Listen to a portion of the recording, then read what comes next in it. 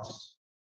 Did I guarantee you based on my own experience that you will become the best you that you will become you? That's your name. God has told us in more than and guarantee you will become the best you that you can be. Yeah. Thank you. That was good, right? Never let somebody actually take the pen from your life because you are in control. Ain't that good? Oh my gosh. So, okay, so we're going to play a little game real quick.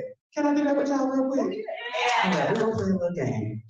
So, everybody here came to change your life. Am I correct? Okay, awesome. So because you guys came to change your life, part of changing your life is getting around people that see it the way you do. That's one of the things that Les Brown always says. Get around people that see it the way you do. If you want to lose weight, what are you going to do? You're going to find somebody that sees it the way you do that's also trying to lose weight. If you want to eat healthier, you're going to get around people that want to eat healthier. If you want to be a speaker, you're going to get around other speakers, right? So I became a pageant king, so I got around pageant kings and pageant queens. So right now, what I want you guys to do is I want you guys to get up because everything that you're looking for is in this room.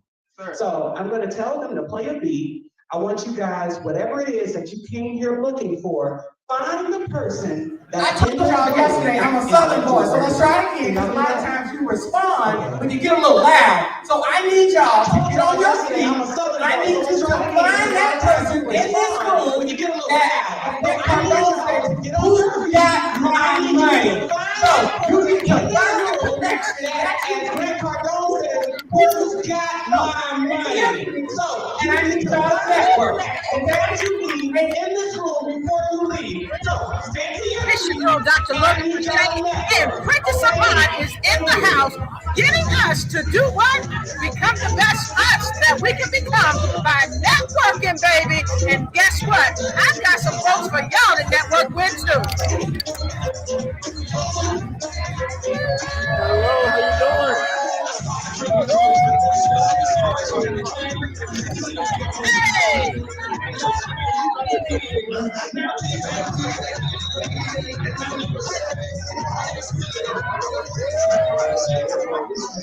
Oh, baby, it's just getting started. I got Mr. Unstoppable here with us.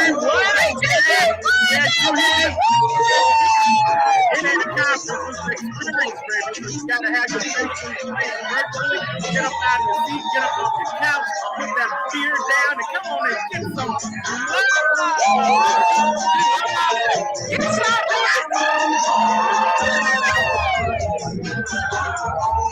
All right, you know what to do. It's time for you to get some too.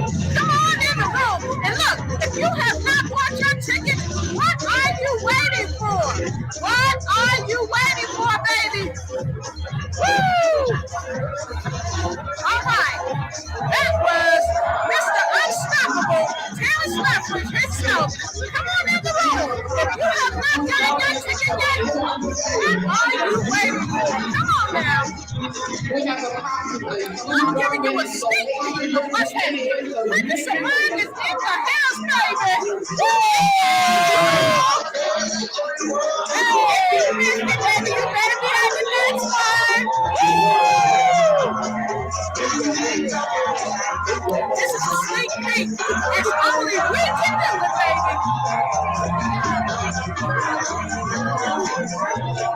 Tell the folks who you are. Let us know who you are. I am Chief Tatiana.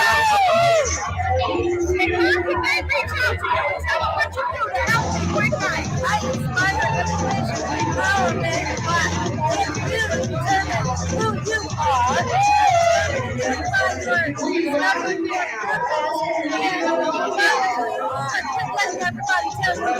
supposed to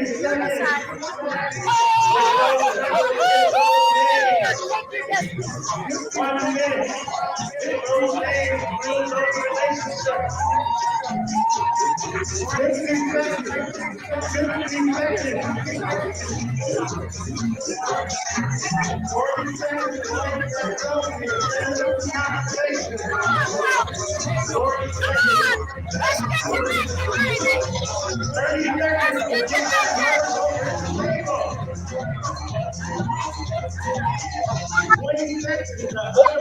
Oh, honey, you need to be getting connected. Come on. Come on, come on, come on. I'm gonna bring you with me. Come on, baby. Come on. I got security prints in the house. Woo! All right, all right, all right. This is what's happening. This is what's happening. Tell them who you are. My name is Andrea Stone. I'm here to support you. I am the legacy librarian. Hi, I'm super glad to be amazing events. I'm very appreciative. This is my girl right here. This is my girl right here, y'all. We are full of that camera. Here we go. Very light. Yep. Oh my gosh, right there. Okay. Tell everybody who you are, baby. Hey everyone, my name is Erin Page and I am so excited to be here. She is known as the heart girl. Yeah, so dreams stand for, here it is, guys. Dare radiantly every day and moment. And that's it. How can they connect with you? You can connect with me at Erin Page, IG, or I just launched Millennial Girl,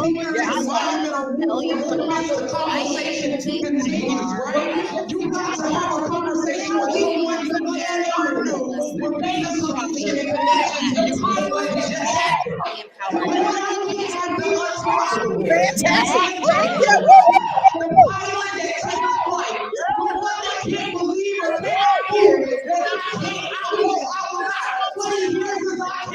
Mr. I can, Mr. I'm moving, Mr. I'm succeeding, Mr. I'm transforming is on his way coming to the stage. He's been here in the room, he's been emceeing, he's been talking to you, he's been playing with you.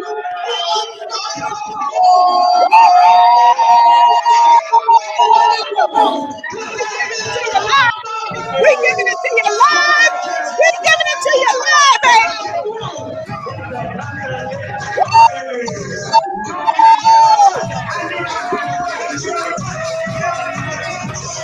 This is what we're doing. This is what we're doing in the house. Get a sneak peek. Get a sneak peek of what's going on in the house. Let's go.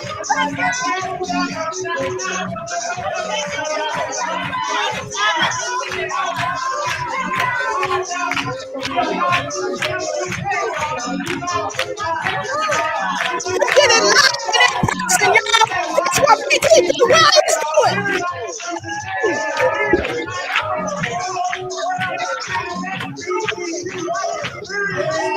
Yeah, I gotta go up there and get some of that.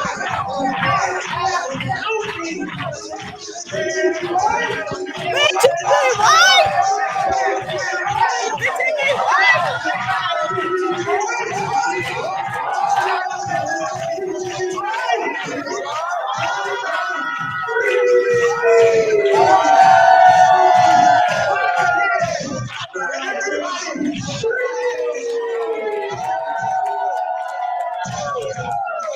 All right, yes. yes. Yes. Yes. Are you guys feeling good? Are you feeling good? Are you looking good?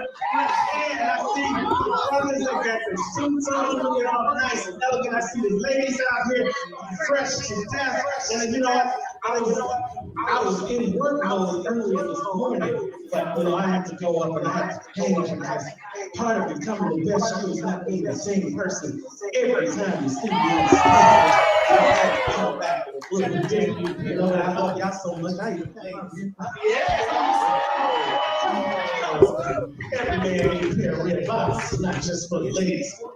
So listen, I had you guys come up here because it's important for you guys to recognize that each and every one of you is becoming the best you. And I asked you guys a question. We talked about the theme for today is stand up and tell me what that question was I asked you. When I asked you guys a question at the beginning, anybody can stand up and tell me what that question was I asked you at 1 o'clock yesterday? Ready for that question. Eager, able to change, and more importantly, how are you ready? And so that's what I want to talk about a little bit for the time that I have. And more importantly, and I want you to consider this. And so that's what I want to talk about a little bit for the time that I have up here. And I want you to consider this. Heard from somebody where it didn't. It's probably heard it before. And maybe I'm the person that's going to hear it again. To your collaboration. Maybe I heard it from somebody where it didn't. So I want you to, and maybe I'm the person that's going to connect to your collaboration. It's not about the destination. So I want About the destination. So, you know, I don't do this. It's not about the destination. We feed off of your energy. So when I'm giving, I get back in return. So let's try that. Veronica told you, we feed off of your energy. So when I'm giving, I get back in return. So let's try that again. I'm just going. When I say it's not about the destination, you say it's about the journey. Say it again. It's not about the destination. It's about the journey. Thank you very much. I appreciate that. That phrase has never been more profound to me than in my journey towards becoming the best version of Mr. Unstoppable. Those of you who've heard my story before know that I wasn't born Mr. Unstoppable. I didn't come out of Cook County Hospital and they slapped me on the butt and they said, unstoppable. No, that didn't happen. I was born like most people. Just another day in the life, in the hospital, another baby born, unknown what their destiny was destined to be. And then over what I'm proud to say is 57 years. Come on, T. Yes, somebody better say something about that. You know, somebody didn't make 57 today. Somebody's not gonna make 57 tomorrow, and somebody ain't gonna make 57 and look like 35. Hello, somebody. Hello. So, but over those 57 years, I wasn't Mr. Unstoppable. If anything, my journey was an average journey. Now, you've heard a lot of stories over these last couple of days, people who've been through some things, people who've had to overcome some things, people who've had challenges, people who've had divorces, people who've been in accidents, people who, everything you can think of. But I don't stand here before you with that. But I do stand here before you where my journey was one that if I had to stand before a judge, they would convict me of the crime of living an average lifestyle. Anybody in here know what it's like just average? Okay. Yeah, I didn't used to raise my hand when I was out there either, but I know there's somebody out there that has lived an average lifestyle or is still living an average lifestyle. Your journey just has you like on this stage, this straight line, Monday, Tuesday, Wednesday, Thursday. You never go here, you never go here, you just stay right here. Some people call it the comfort zone. Because on this comfort zone, you know what's here. You know what's on this line. You get up, you go to work, you come home, you eat your ham sandwich, you go to sleep, and you get up, and you go home, and you eat your ham sandwich. Every day the same thing. But on the journey to becoming the best you, it's not a straight line. It's a circle sometimes. It's starting here at midnight, running the midnight oil, working on becoming the best version of you. Maybe working on that book because you have this story that you want to tell. Maybe working on the speech because you've got a message that you want to get out, but you just don't know how to get it right. And then it comes down to 6 o'clock in the morning. Now you're that parent that you're getting the kids up because we're back in school, and now you're focusing all your energy on the other people that you're not really having the time to work on you. The journey is different for each and every one of us. But many times we get lost because we're focusing on the destination. How many of you got goals and dreams in life out there? By show of hands. Okay, we got a lot more participation in that. So we know, you kind of know what you're looking to achieve. Raise the hands again. So how many of you are focused on what you need to do? We know we want to Raise the hands again. hang out with the four. You got a little bit less. See, we know we want to hang out with the 4 multimillionaires in the room and say we're one of the multimillionaires. We know we want to be able to travel the world with the rest of the high class. We know we want to be entrepreneurs. We know we want to be this and this and this, but we haven't taken the time to figure out how. We're ready, we're eager, we're able to change, but we don't know how. And that's where we end up being stuck. That's where we end up giving up and we go back to average. Because there's no thinking on this line. I've done it over and over again. You know, I used to work for this company for 10 years, and I could literally leave my house at 7 o'clock in the morning, not even pay attention to if I turned the car on, but I know the car's on, and it went down the same road, and it got on the same expressway, and it got off the same destination, and I got back to work at 7:45 each and every day like clockwork, because that was my average lifestyle. Anybody else know what I'm talking about? It's easier to go back to the average when you haven't thought about how you're going to reach those goals.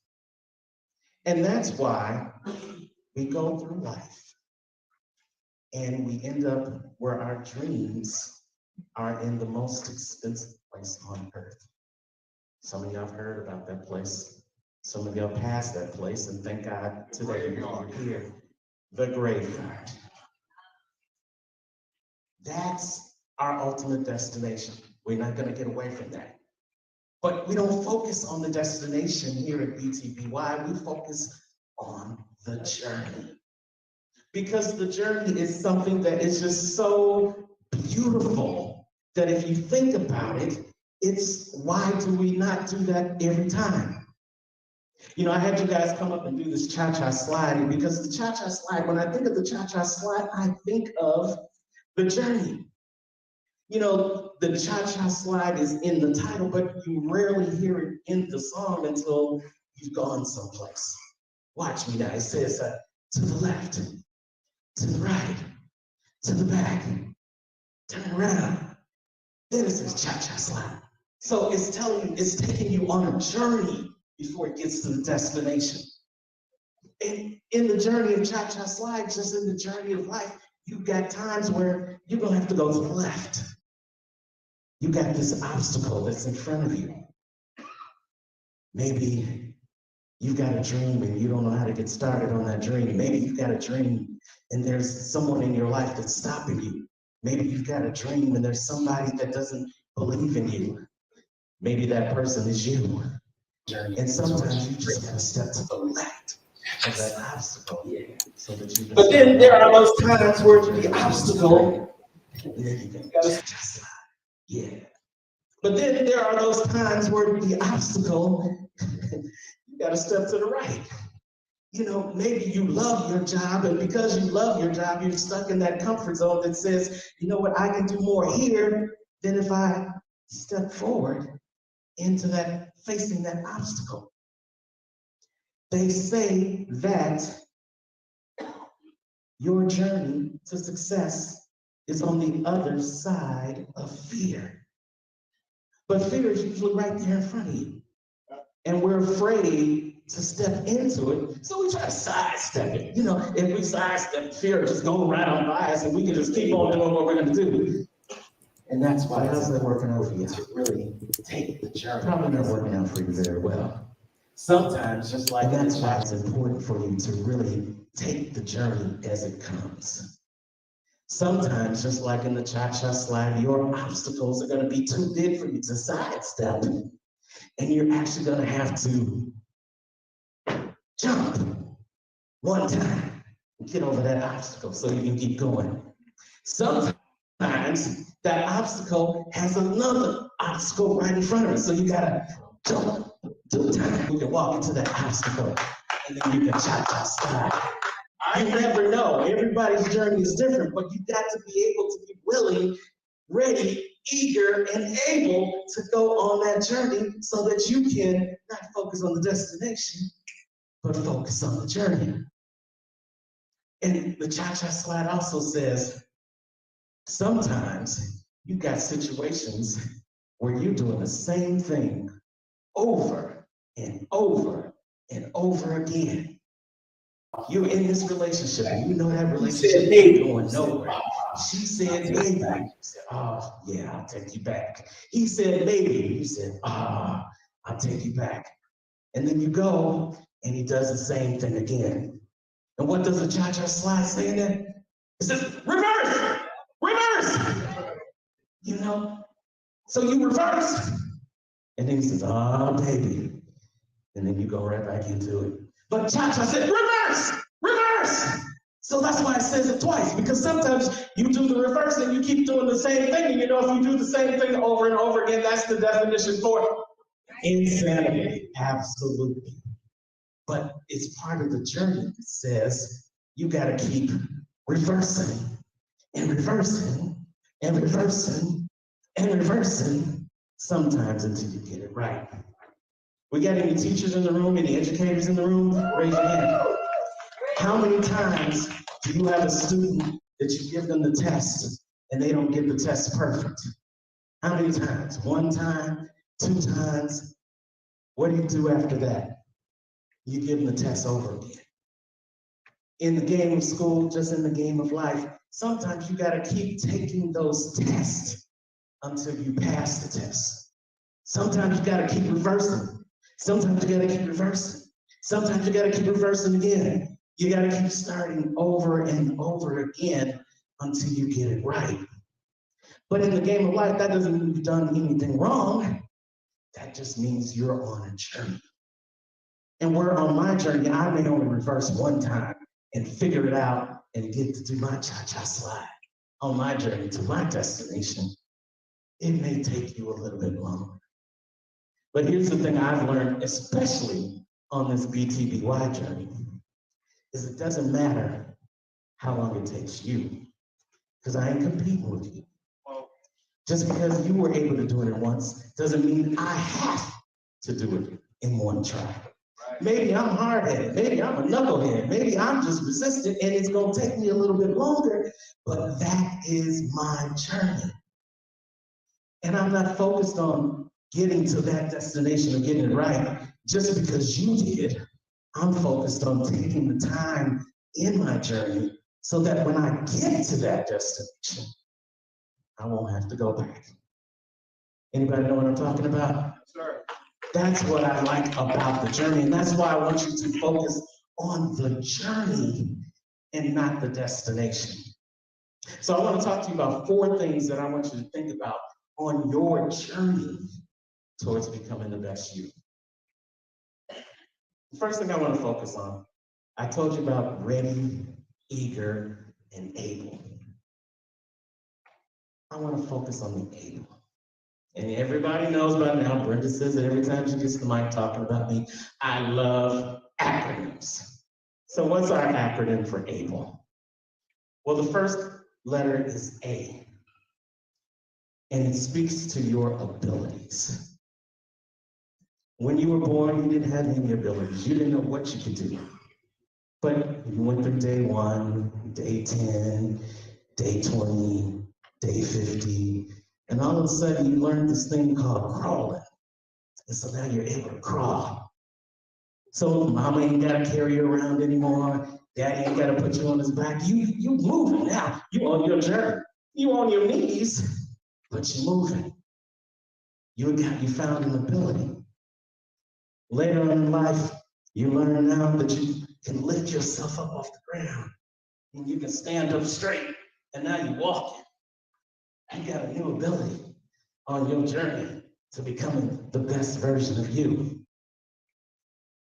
In 2010, March 2010, I had to learn some new abilities. I'd been working from a good government job in Chicago, Illinois. Chi-town, shout out. Yeah. And I got these 3 fateful words, March 3rd of 2010. Said, you are fired. That's exactly what I said. But I didn't say it like that. I had a matrix moment. I said, what? Because I was trying to have it fly right over me. I was doing what I said in cha-cha slide. I was moving out of this way because that wasn't meant for me. But no matter where I moved, it got me smack dab in my face. But that was part of my journey that gave me the opportunity to learn some new abilities. You see, people who've heard my story before, they know even though I got fired on March of 2010, I had fired myself from that job a long time ago because I was doing the average. I was doing just enough for 10 years to keep that check coming so I could keep my house payment, so I could keep my car. I was doing just enough to get enough. Anybody in here know about doing just enough to get enough? Do you know when you do just enough to get enough, you just get enough? Anybody just happy with enough? I didn't think so. Once I had those 3 words come to me, I had to learn that I need to do something else because this ain't enough. I actually got so upset about that I went into my backyard and I had a conversation with God and I said, this ain't enough. I need you to do more. I need you to be in the midst. You said you would be here in the midst with me. You said you would go, you would not forsake me, and I need you. And he said to me the word that has ultimately changed my life. And it's the word unstoppable. And he focused on those last 4 words, A-B-L-E.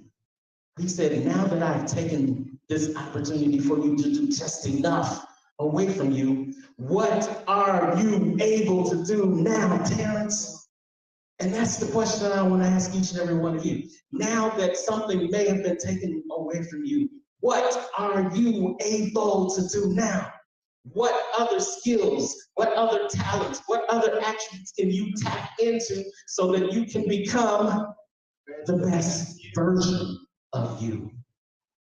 I had to learn that I was more than just a paper pusher at a government job. I had a voice.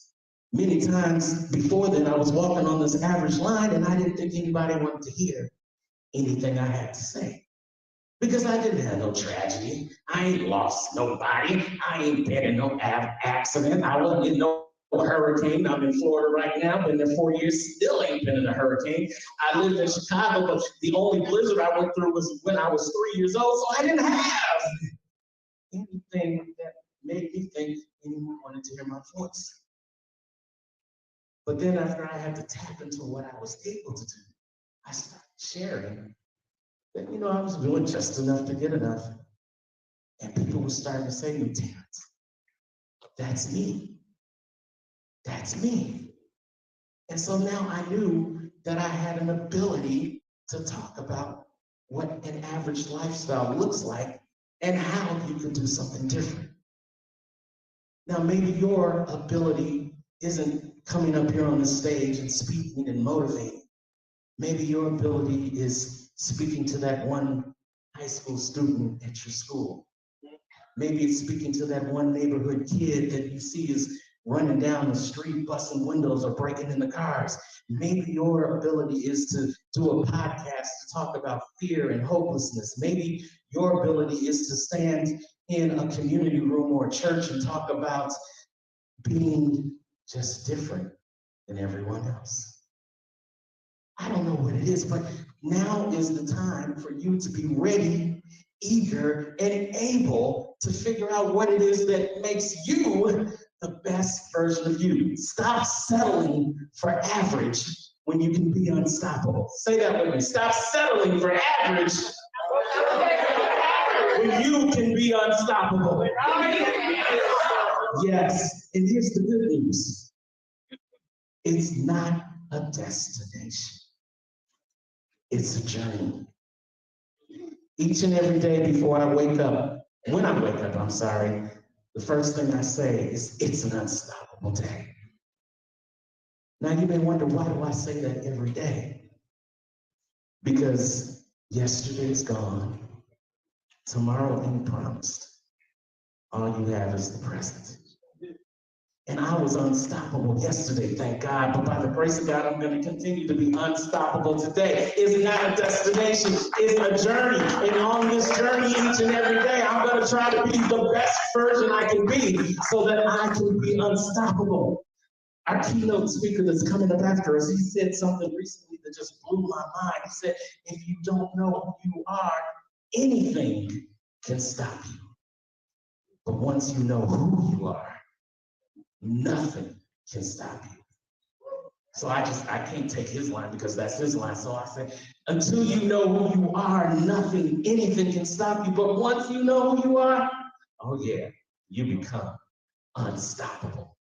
And then you don't start walking this line, this straight line. You start walking this line, okay, these are the good days. I'm unstoppable. You keep walking and then you find out, oh, just because you're unstoppable don't mean something ain't gonna come along to challenge you. Something ain't gonna come to try to knock you off the stage. Something ain't gonna come on to try to rock your world. But even on those days when it's not so good, you're still unstoppable. You may have me turn around, you may have me yield, you may have me do this and do that, but you don't stop me. Why? Because the destination isn't unstoppability. The journey is unstoppability. Now, that's my word, but what's your journey? What do you title your journey? Your journey, is it healing? Is it intentionality? If that's your journey, what does each day of intentionality look like? If your journey is challenging people each and every day to walk in victory, well, what does that look like each and every day? So Tony, if it's introducing people to themselves, well, what does that journey look like each and every day to challenge people to introduce themselves to themselves? Ladies and gentlemen, it's not about the destination. It's about the journey. And I encourage you, as you think about the question that I asked you yesterday, what are you ready, eager, and able to change in your life? Think about the journey of how you're going to do that. And just understand the journey, you don't have to think about the whole line. You can start with today. What part of the journey do I want to focus on today? Maybe today I want to focus on reading a book. I've been talking about reading books, but with the kids and with work and coming home and doing dinner and taking care of hubby or taking care of spouse. By the time I put my head down and then think about reading a book, there's no time. Well, maybe now you put that time on your journey. I'm going to read one book. Maybe your journey says I need to go back to school and get a skill. All right. So starting today, when can you make time on your journey for that higher education, for those tools, those tips and strategies you need to be the best version of you on your journey? Maybe it's getting some distractors and time wasters out of your life. Maybe it's time to end that relationship. You've been talking about it for weeks, but you said, baby, I'll do better. You said, okay, baby. And the better ain't come. Maybe it's now that you do like Cha-Cha says, put put your right foot down and in that, and put your left foot down and start walking in a new direction. Maybe that's what you do today. It's not about what you're going to do all the way towards your destination. It's what can you do right now to make that journey to becoming the best version of you. That's what I want y'all to do. And I want you to understand that once you figure out your abilities, now it's time to work on your belief system. I used to believe that nobody wanted to hear what I had to say. I used to believe that I wasn't worthy enough to go on stage. I used to believe I wasn't worthy enough to write a book. I used to believe I wasn't worthy enough to be on other podcasts. I used to believe I wasn't worthy enough to have my own podcast. But I don't believe that anymore. When I changed my mind, when I changed my mindset, all the things changed. And they said, someone way smarter than me said that wherever you are in life, your mind got there first. And so I started putting my mind on sharing my story because I'm worthy of this journey. I decided to share my story in books. And now, as of the book that we have out today, Becoming the Best You, the World is Ready, that makes 5 books that I've done in less than 7 years. Yes, you clap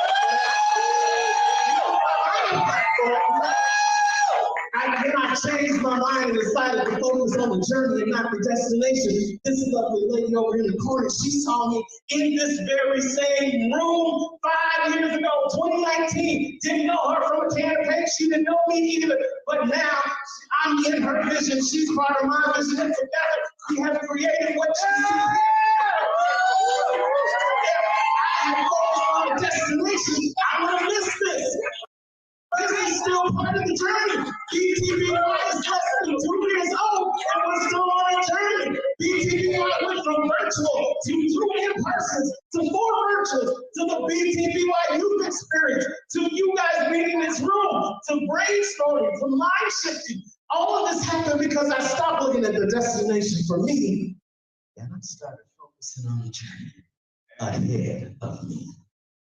Ladies and gentlemen, you could be up here jumping and screaming and out of breath just like me if you stop focusing on where you're trying to go and start enjoying the ride on your destination. Come on. Just step to the left, step to the right, take it back one time. 2, you can even chop the ground if you want to. But on that journey towards becoming the best version of you, I want you to always remember to cha-cha slide. Because it's not about the destination. It's about the journey. I'm Terrence, the unstoppable coach left. Wherever you are in the world today, you know what I say. Don't just make it a great day. Focus on the journey, not the destinations, and make it an unstoppable day.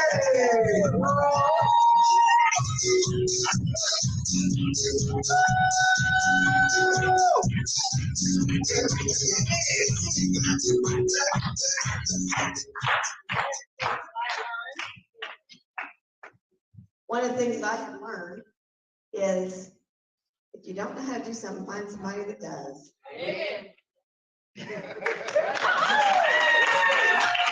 Right? So we're back to the routine. At first, you see those balloons on your table? They kind of been just kind of there. And then you got some that aren't even blown up, right? Those represent your challenges. They're all different sizes. But all day long, all weekend long, what have you been focusing on? The balloons that are blown up or the ones that aren't? Good for you. But we tend to only see what's right in front of our face. But you see those that are not blown up? And get your mind out of the gutter, so maybe they represent something else. I know that was there.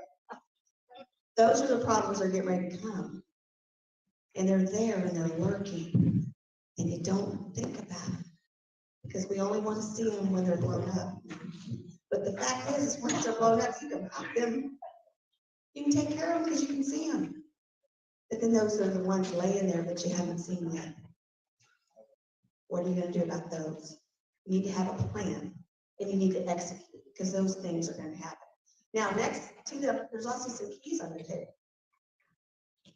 Regina, talk about them keys. Which part of the keys you want me to talk about? Because we know that to every new season, that there's a door that needs to be open. And with the door getting open, you gotta have the right key to fit to the door, to fit to the lock. And some of you are trying to use the wrong key. Some of us have tried to use the wrong key to break through to success and got stuck. And you're still standing at the door and your help is right beside you.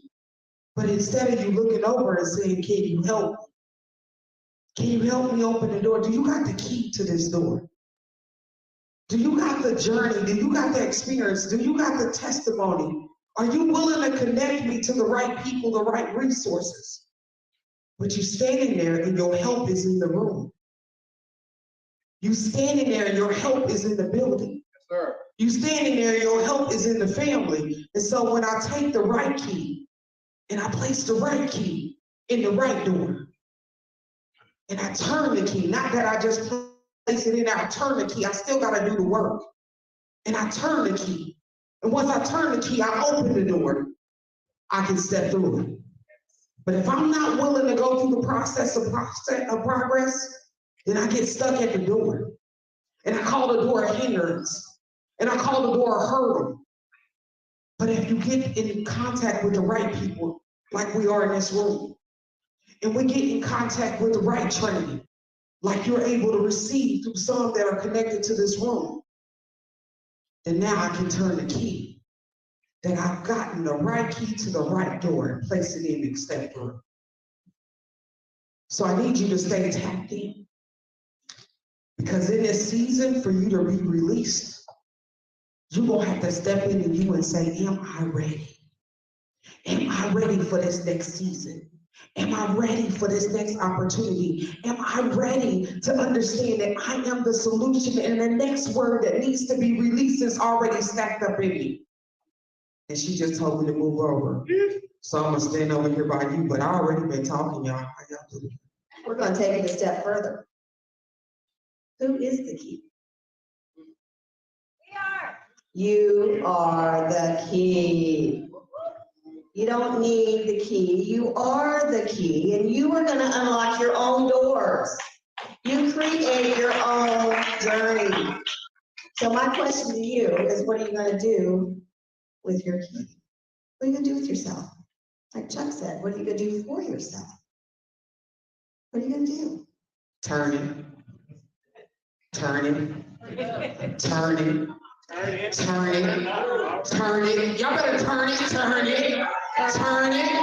Turn it. Turn it. Because you're gonna turn down for what? In this season, you need to turn it. Come on. Come on, turn that voice up. Come on, turn that excitement up. Come on, turn that level up. Come on, turn that energy up. Come on, turn that thought process up. Come on, say, turn it. Turn it. I need y'all to say it like I'm saying it, because it sounds like an engine is just getting started up. Right now, I need you to understand that you're the key.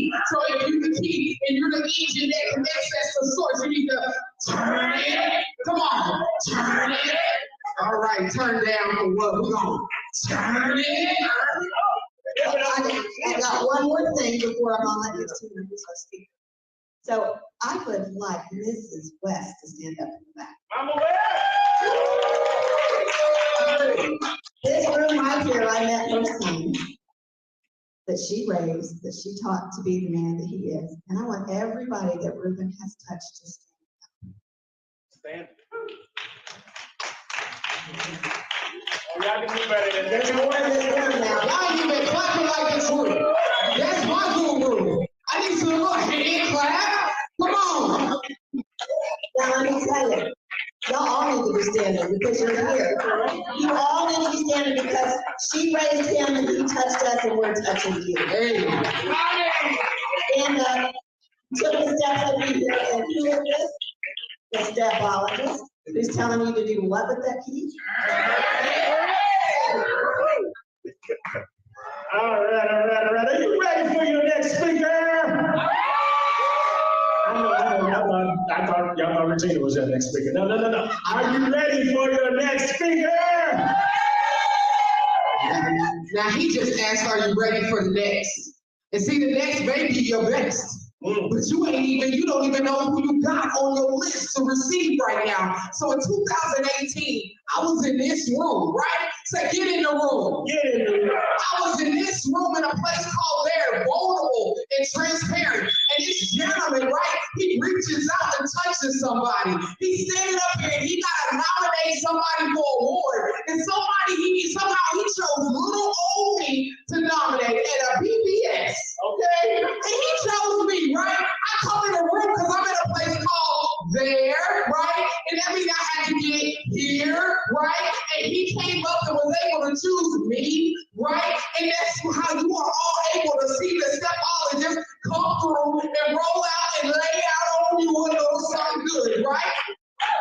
But watch this. Because he introduced her to herself, she was able to see who she was, and now she's able to turn you up. So it's reciprocal, it's collateral. If I touch you, you're gonna touch somebody else, and then you're gonna touch somebody else, and together we all get touched.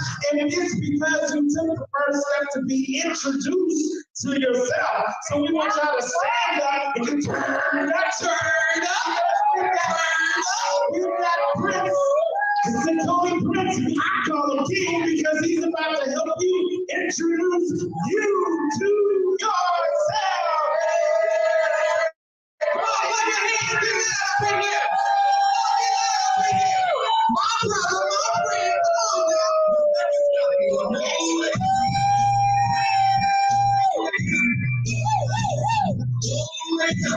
Goodness by goodness. When I first heard this song, it resonated with me. It resonated with me because the reality is that when you realize, like Terrence stole my mind, man. Because until you know who you are, anything can stop. Anything. But once you know who you are, nothing can. Now, I'm going to use the stage as a prop, okay? But I need your help, all right? So, over here, this is becoming, okay? Right here is the best, okay? Over here, you. All right, so let's go over this head. Over here, this is what? Becoming, okay? Right here, this is what? The best. The best. And over here, this is you. When you look at the title of this organization, when you look at the word, thank you, brother. She said I did the Lord, which I did. And the funny thing about that, and this is a sidebar, she asked me to do it. I sent her a draft. Next thing I know, I see it on emails. I'm like, I just wanted you to look at it, give me some feedback. She just took it and ran with it. That shows you the heart of that lady. Thank you. Thank you for all of you. So when you look at the word becoming, it's really broken down into two words. The first one is be. And be is a state of being. For instance, if I said be quiet, that doesn't mean you just stop talking for a second. You are quiet for a period of time. If I said be still, that means that you don't move. If I said be gone, it's not just you walk out and walk back in, you leave.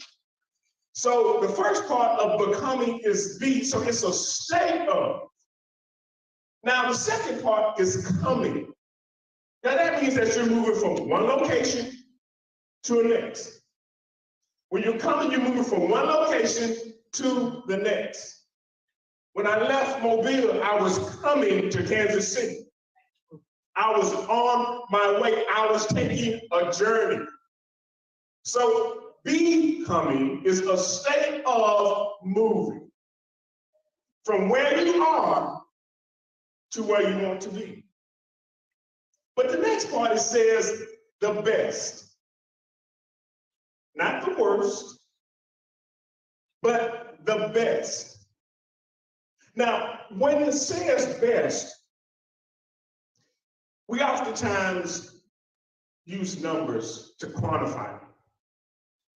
The best football team, the best basketball team, the best lawyer, the best doctor, the best attorney. We use things to quantify. So when we talk about the best, when it comes to us, we can say we're the best father. That's one part of our life. We're the best son.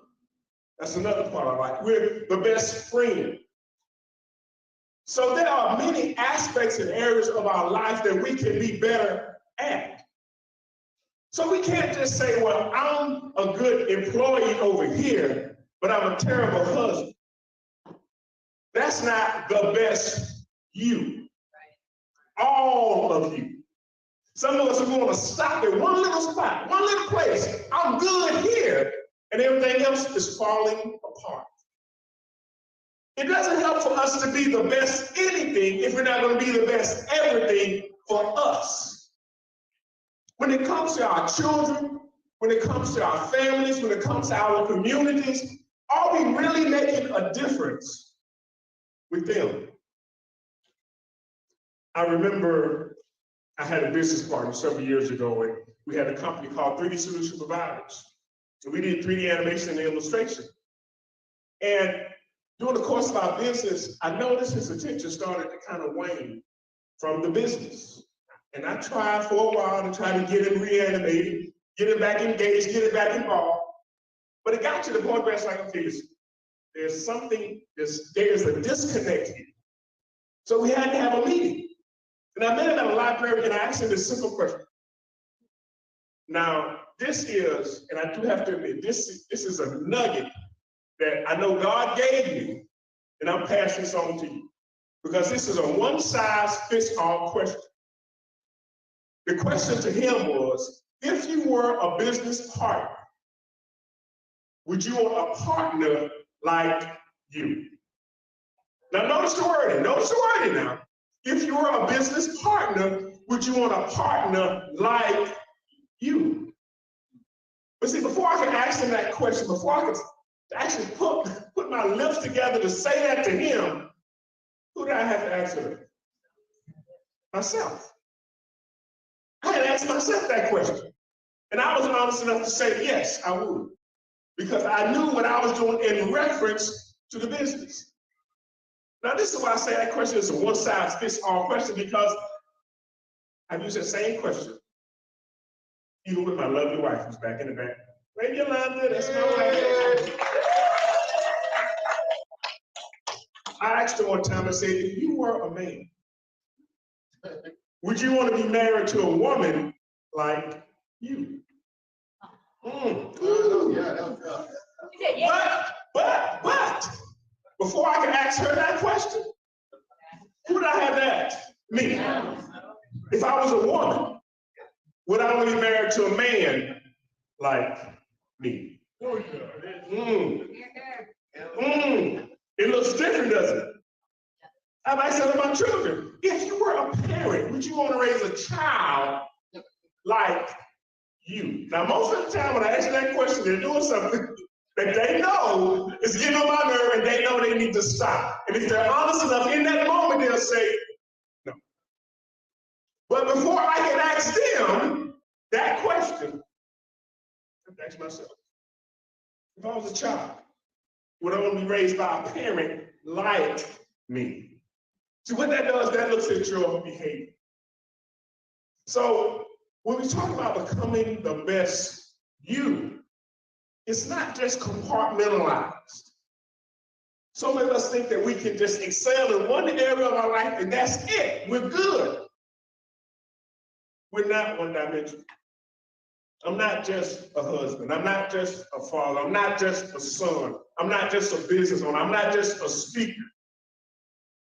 If we're going to be the best version of ourselves, that has to encompass everything about our financial life, our physical, our health, our emotional, our spiritual life. We cannot just say, I am good, I have a ton of money in the bank, but can't nobody stand to talk. I'm Facebook famous, but I can't pay my bills. I mean, we really need to take the time to put in the work, to become the best version of ourselves. And see, what we fail to realize is that so many people are looking at us. So many people are watching us. They may not tell you, they may not say it, it may not come from their lips, but so many people are looking at you. I tell this story and it never gets old. Doing my own event back in 2017 in Mobile. I was doing it at a hotel that was less than a mile from my house.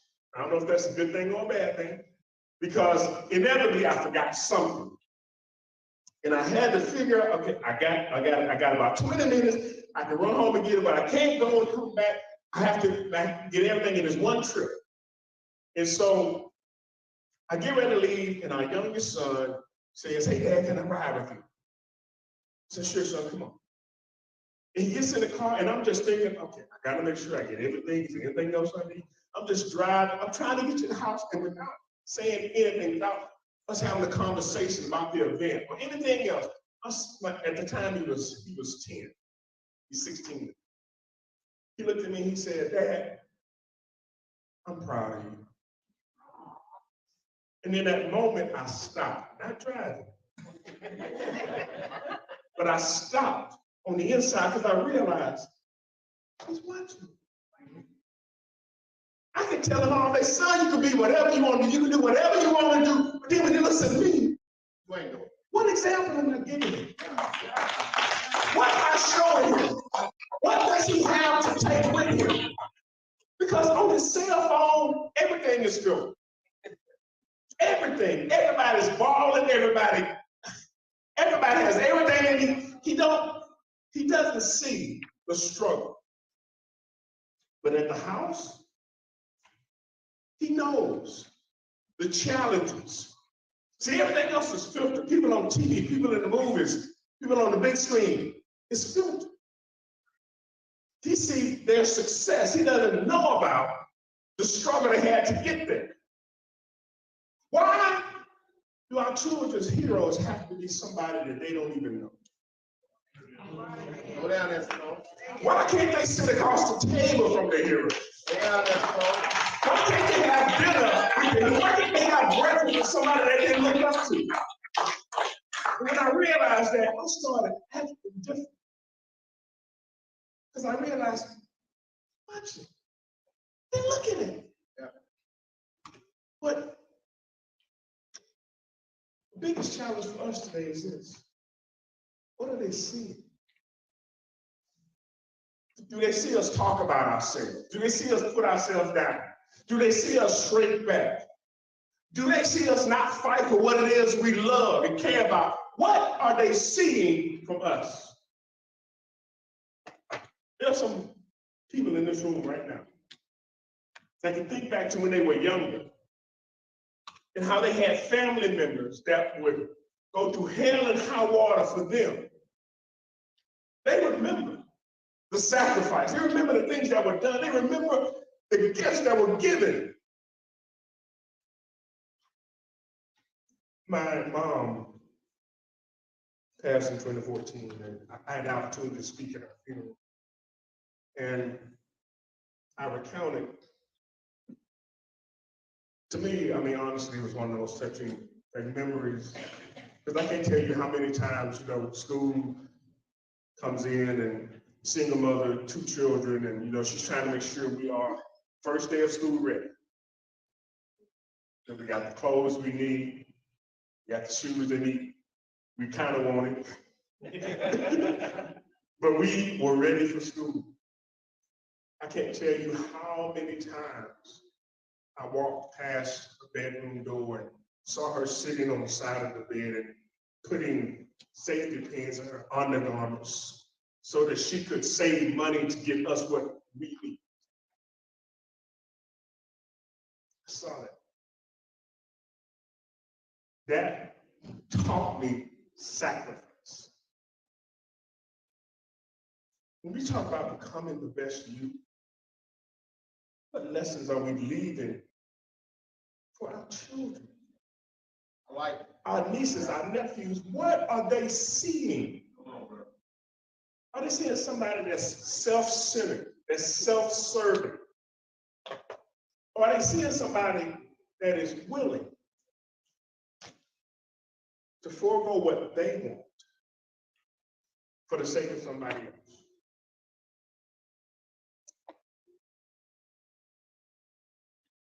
The word legacy gets tossed around a lot. People talk about having a legacy.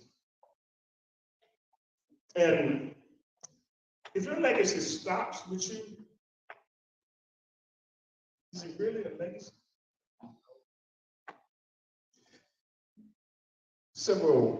Actually about 2 years ago, I had an opportunity to actually speak on the National Men's Prayer Call. It's a weekly, actually twice a week, Tuesdays and Thursdays, they would have a 7 o'clock Zoom.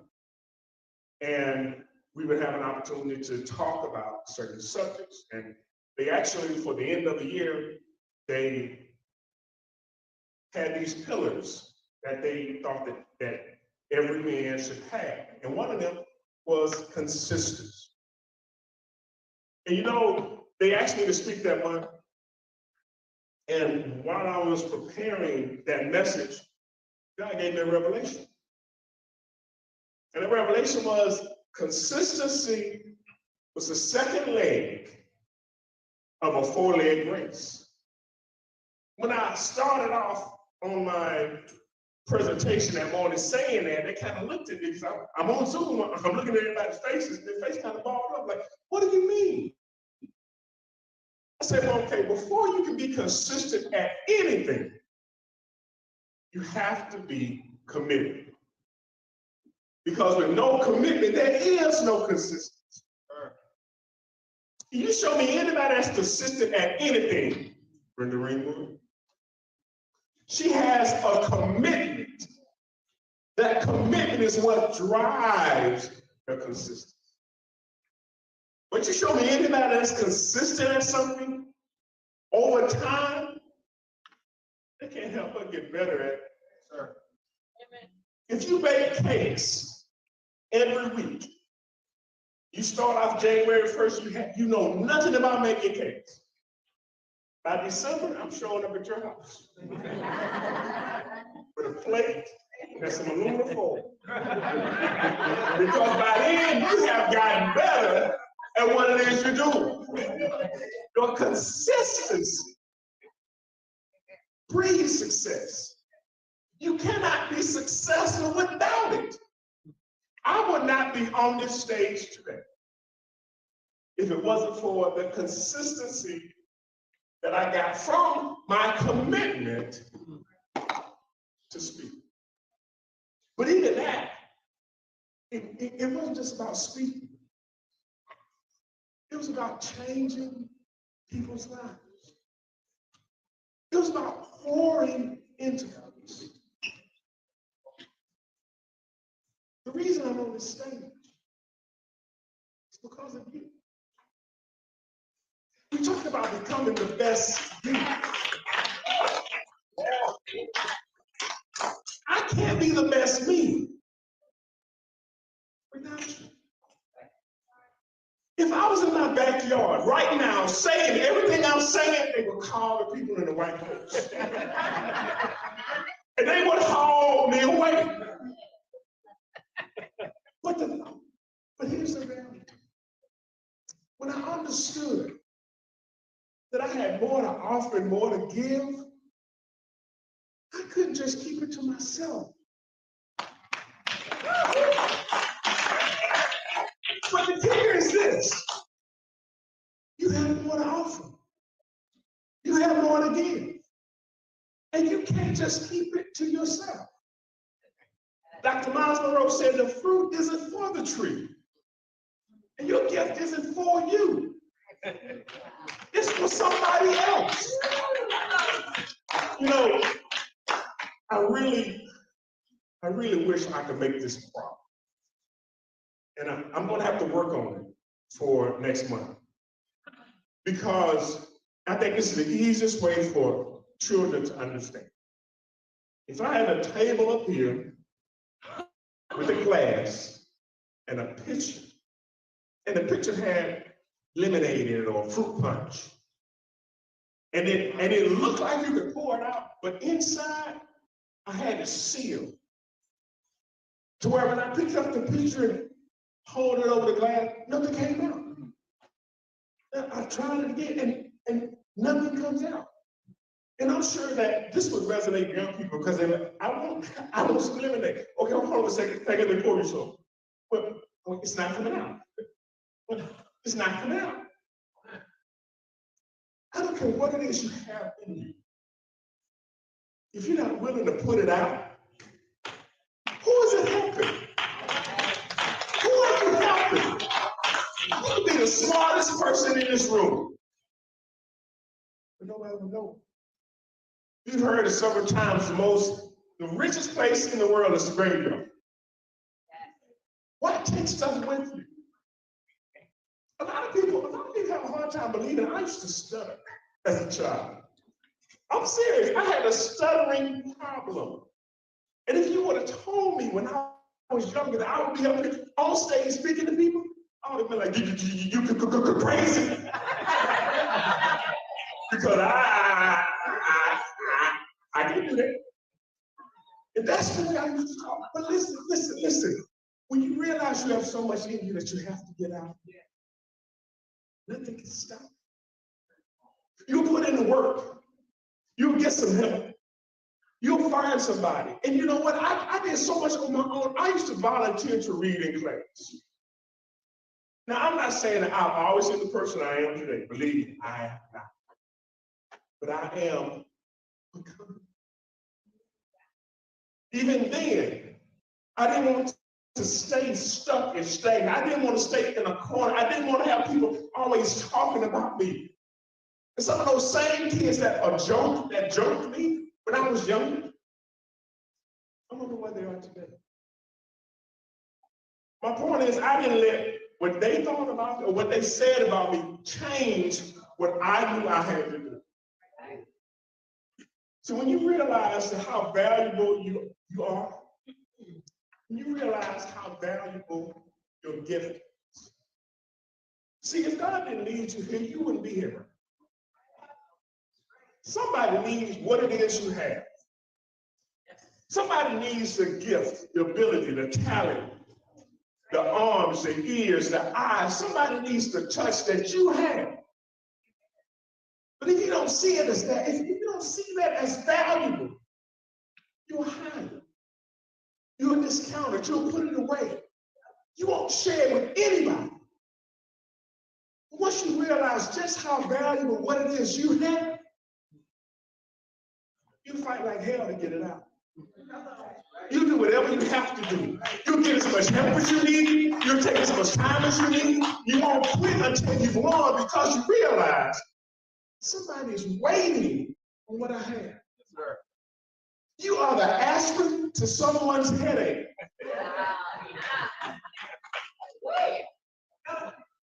Somebody is hungry for what you have. Don't leave them starving. I walk in the room, they tune me out. I show up, man, he don't understand me. I can't relate to him. But when you show up, your story, your background, your history makes them sit up, makes them take notes, makes them say, you know what? I need to talk to her. I need to talk to him. I need to encourage them because they have encouraged me.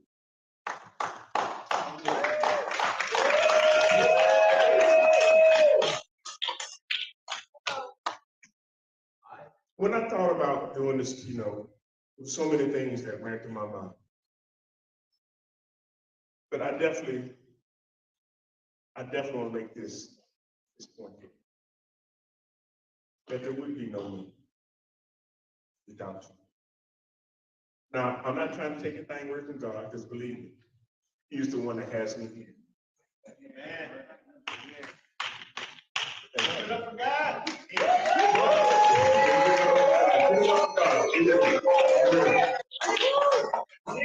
But the mission that God has given me is not for me. See, if you leave out of this room thinking that Sakona is a great keynote speaker, I failed. Because that wasn't my goal. My goal was to help you to see yourself in a different light. People think I spent millions of dollars with the marketing firm to come up with my slogan. I'm Sakona Press, I'm SakonaPress.com, where we make motivation personal by introducing you to yourself. I didn't consult with anybody other than God about that. But see, the reason I was able to do that because he first introduced me to myself. See, until you really understand what it is you have, you can't see clearly what it is you're supposed to be doing. It doesn't resonate with you. God started to show me the type of person he made me to be. The type of friend, the type of father, the type of husband he made me. And once I understood that, again, I saw the value in it. I saw what God needed me here now. But he needed me not for himself, although I do give him glory, but he needed me for my fellow man. God blesses us through each other.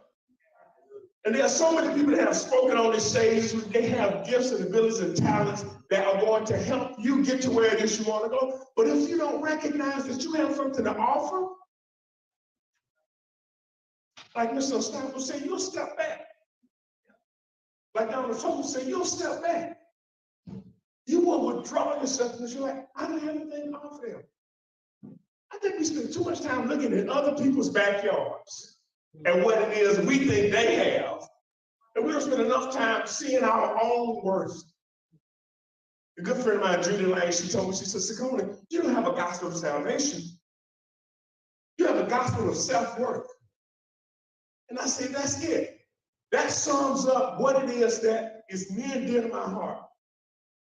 Because I believe that once you truly understand who you are, like my theme song, nothing can stop. Nothing. Some of us in so many days, not valuing who we are. What signal is that sending? What message is that sending? What is that giving to those around us? It's not just about us. It's not just about what we consider to be important. There are so many people that are waiting for you to just shine, to be who it is you were called to be. Because just like my son, they're watching.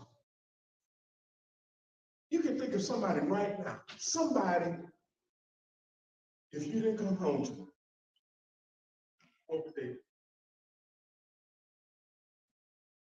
If you didn't continue to thrive and to grow and to share, there's so many people that are just, they are depending on you. I was telling, in fact, a young lady selling this shea butter. I said, if I knew everybody I was supposed to impact, if I had a list, I would call them up, we would grab a cup of coffee, we would go get lunch, we would do something. I would go to that entire list and then I would be done. I'll find something else to do. But since I don't know who they are, I gotta keep coming up. I gotta keep showing up. I gotta keep talking, I gotta keep sharing. Since I don't know who I'm supposed to impact. But what about us? How do you show up? Not everybody may be on stage, and that's fine. But there's somebody still looking for you to show up. When are we going to realize how important that is? I take it to heart. Encouragement. I take it to heart. Showing up for folks. I take it to heart. Because I know for a fact that somebody is listening for what it is I'm saying. Somebody needs it so bad. And again, I realize God has given me something to share with the world. Who am I to say, well, I'm not tall enough? That's a joke, by the way. Thank you, Terry. Just a little sidebar fact, when I went to Africa, my nickname was Giraffe. I kid you not. Too funny. But I can't let anything keep me because it's too important. You talked about commitment, consistency, success, but that's what a legacy part is. What are you known for? If I were to say the name Michael Jackson, immediately you think of music. If I were to say the name Michael Jordan, immediately you think of basketball. They are legends in their own right. But their legacy was cemented in their success. The success came as a result of their consistency, even after being cut from his high school basketball team. But that consistency grew out of a round of commitment. So my question to you is, what are you committed to? Or better yet, what do you want your legacy to be? I mean, since the end goal is legacy, what do you want to be known for? When people mention your name 100 years from now, what do you want them to think about? Say, what is it that you want to be known for? If that's your legacy, you need to get successful at doing something. Because only you be successful at it is that you're consistent. That consistency won't stay if you're not. So many of us in this room have so much to offer. So many of us in this room are shrinking and shying away from the thing that's going to take us to where it is we're supposed to. So many of us in this room are afraid of what somebody else would think or say about us. And yet we're still sitting in the prison of unfulfillment, in the prison of mediocrity, just so nobody sees us, nobody calls us. It's not even about that. It's not even about that. Again, I'm not doing this for myself. Les Brown said that the number one fear in the world is public speaking. I am quick to tell people, I'm afraid not to. The reason I'm afraid not to is because I realize I've been given something valuable. It wasn't just for you. So any opportunity I get, any chance I get to talk to somebody, any chance I get to actually have a conversation with somebody, any chance I get to pour into somebody, I do it. All this knowledge, all this insight, all of this, none of it is supposed to stay in here. In my book, I wrote my fifth book, by the way, Leadership That Lasts. I talked about, thank you. I talked about leadership starts on the inside, but it doesn't stay there. Leadership starts on the inside, but it does not stay there. Because when you realize what you've been given and what you have, you cannot keep it to yourself. Somebody once told me that the sin of the desert is not telling people where water is. If you have the answer, if you have the solution, if you have a way out for somebody, and you keep it to yourself,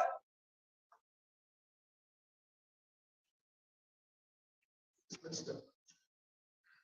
It's messed up. All of us have something we have to offer. All of us have something that we can give. The question is, are we going to do that? Because you talked about becoming.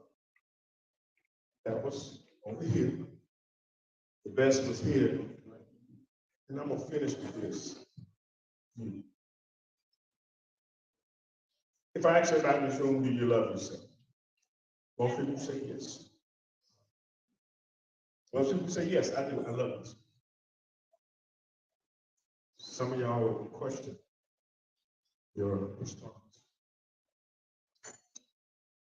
We sometimes think so little of us. And I know, I get it, because I've been there myself. You know everything, most of the bad things about yourself. God knows everything about you. He still loves you, by the way.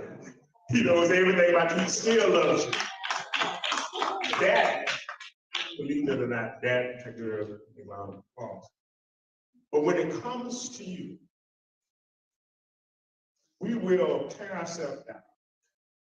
We can be our own best friend or our own worst enemy. Yes, sir.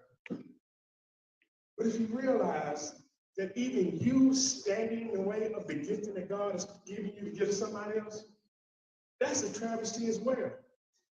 It's not just about what other people want to say about you. It's not just about what other people are going to try to do to hold you back. What are we doing to ourselves? When we're so self-centered, when we're always just focusing on us, we can't see the people we're supposed to help. We can't see the ones that are looking for us, the ones that need us, the ones that wants to be encouraged by us. We can't see them because we're always just looking at ourselves. And when I say looking, I'm not talking about in a way to be better. We are criticizing ourselves. We're tearing ourselves down. We're saying, I don't have enough. I can't do enough. I'm not worthy enough. What am I going to do? How am I going to accomplish this? But when you realize that the gift you've been given is more than just for you, when you realize the difference that you have, that you can make in the life of somebody else, all of those little hang-ups,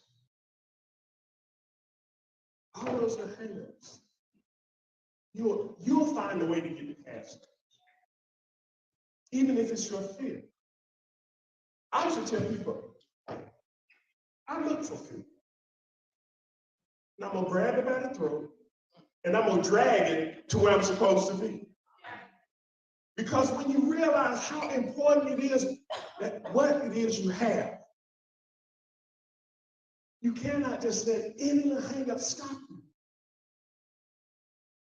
I had a chance to speak in Africa last month, actually. And I was interviewed by Jefferson, consummate hype man. And I had the chance to do an interview with a video production company. And they created this amazing sizzle reel. I was like, I would hire this guy when I saw the reel. But then I shared about the importance of seeing your value and what value your value brings. Seeing your value and what value your value brings. Because if you don't see your value, if you don't see how valuable that cup of water is to somebody that's dying of thirst, you'll spill it, you'll waste it, pour it out, you'll use it to clean up your tennis shoe, instead of going to the person that needs it the most. We spend so much time tearing ourselves down, so much time saying what we can't. We spend so much time not realizing that we have the answer to people's problems. We have a chance to make a difference in the lives of those that we've been called to serve. But if we don't, if that doesn't register with us, what it does, it puts us in a place and in a position to where we're not happy, we're not fulfilled, the world is not better. The gift that you have, what it is you can do, what it is you're good at, what it is you've been called to, is needed today, right now, more than ever. And I don't care what you've been telling yourself. I don't care what story you've been actually feeding yourself. You need to rewrite the story you've been telling yourself. You need to realize that somebody somewhere is crying because you haven't showed up. They're in pain because you haven't stepped out. They're upset because you haven't made your podcast or written your book, or wrote your play. or fried your chicken, whatever it is you've been given to do. They are somewhere eating bad chicken because you don't want to go in and get it. You don't want people talking about it. There's someone looking at a jacked up yard because you don't want to grab a lawnmower and go out there and cut grass. You've been given a gift. And that's the point. I got to get down there. Some of y'all looking. You've been given a gift, sir, to give to the world. Do not go to your grave with that gift. And even if you say, I'm too old, you're not. As long as you're breathing. I heard this one coach say, those that can't do, teach. If you can't do it anymore, fine, instruct somebody. Show them how to do it. Show them it can be done.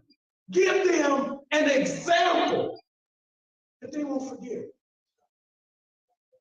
Dr. Ruben West told me this, and I'm going to close. He said, God is an experimental teacher. And I had to co-sign that because oftentimes we'll ask for stuff and we expect an answer, and God will take us through an experience.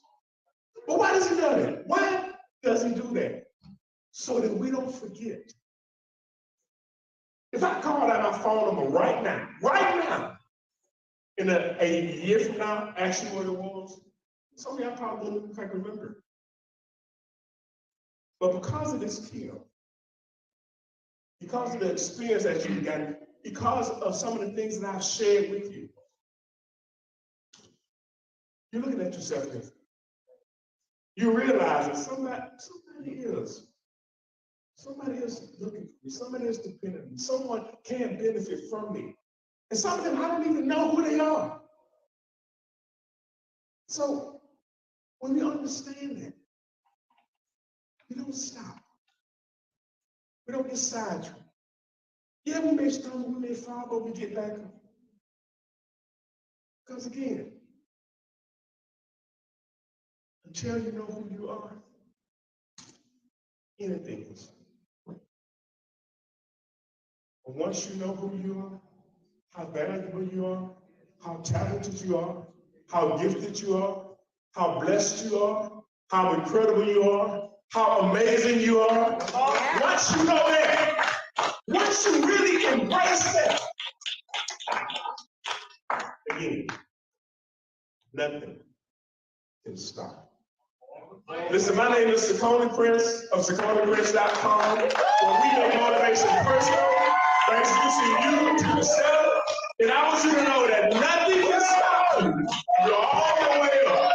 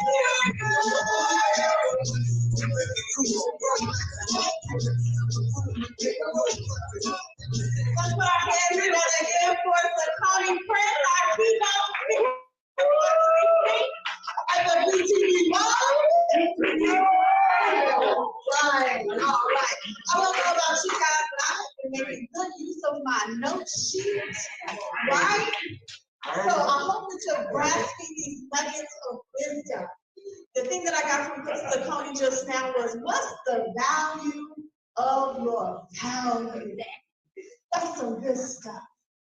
Now, we're going to keep this evening moving because we are going to be quickly transitioning in just a bit to our evening gala. But before we go, we are going to have the opportunity to hear from none other than Dr. Herbert Monroe. Now, I have to tell you guys, my BTQI family, this is my family from back home, all the way from Virginia. So I want you to make sure you give them love.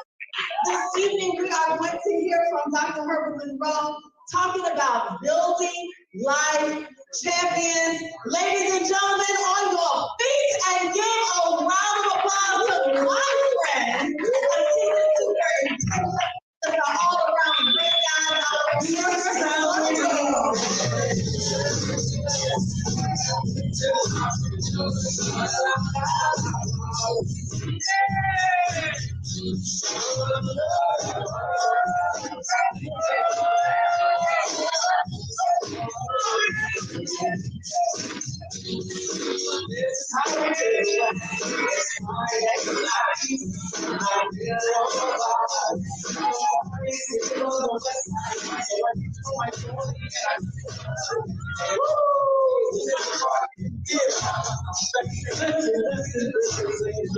I know it's been today, and we've been blessed with all of the messages.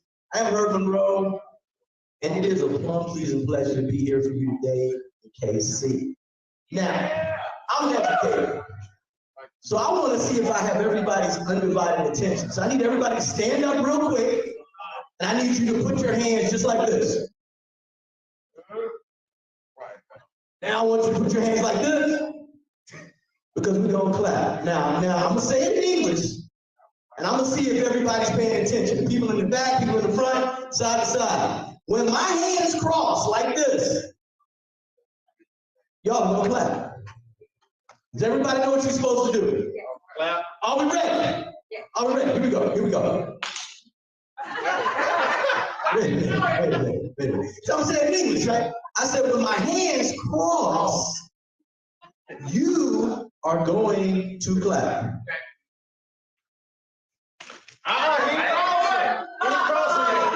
Y'all need to come a little closer. I am on the stage now. I can see if I was down here. I'm not like Sakoni. I'm not 6'2". I'm 5'2". 6'4". All right, so I'm gonna step back up one more time. One more time so you can see. All right, we're gonna get it this time, right? We're gonna get it this time. Here it comes.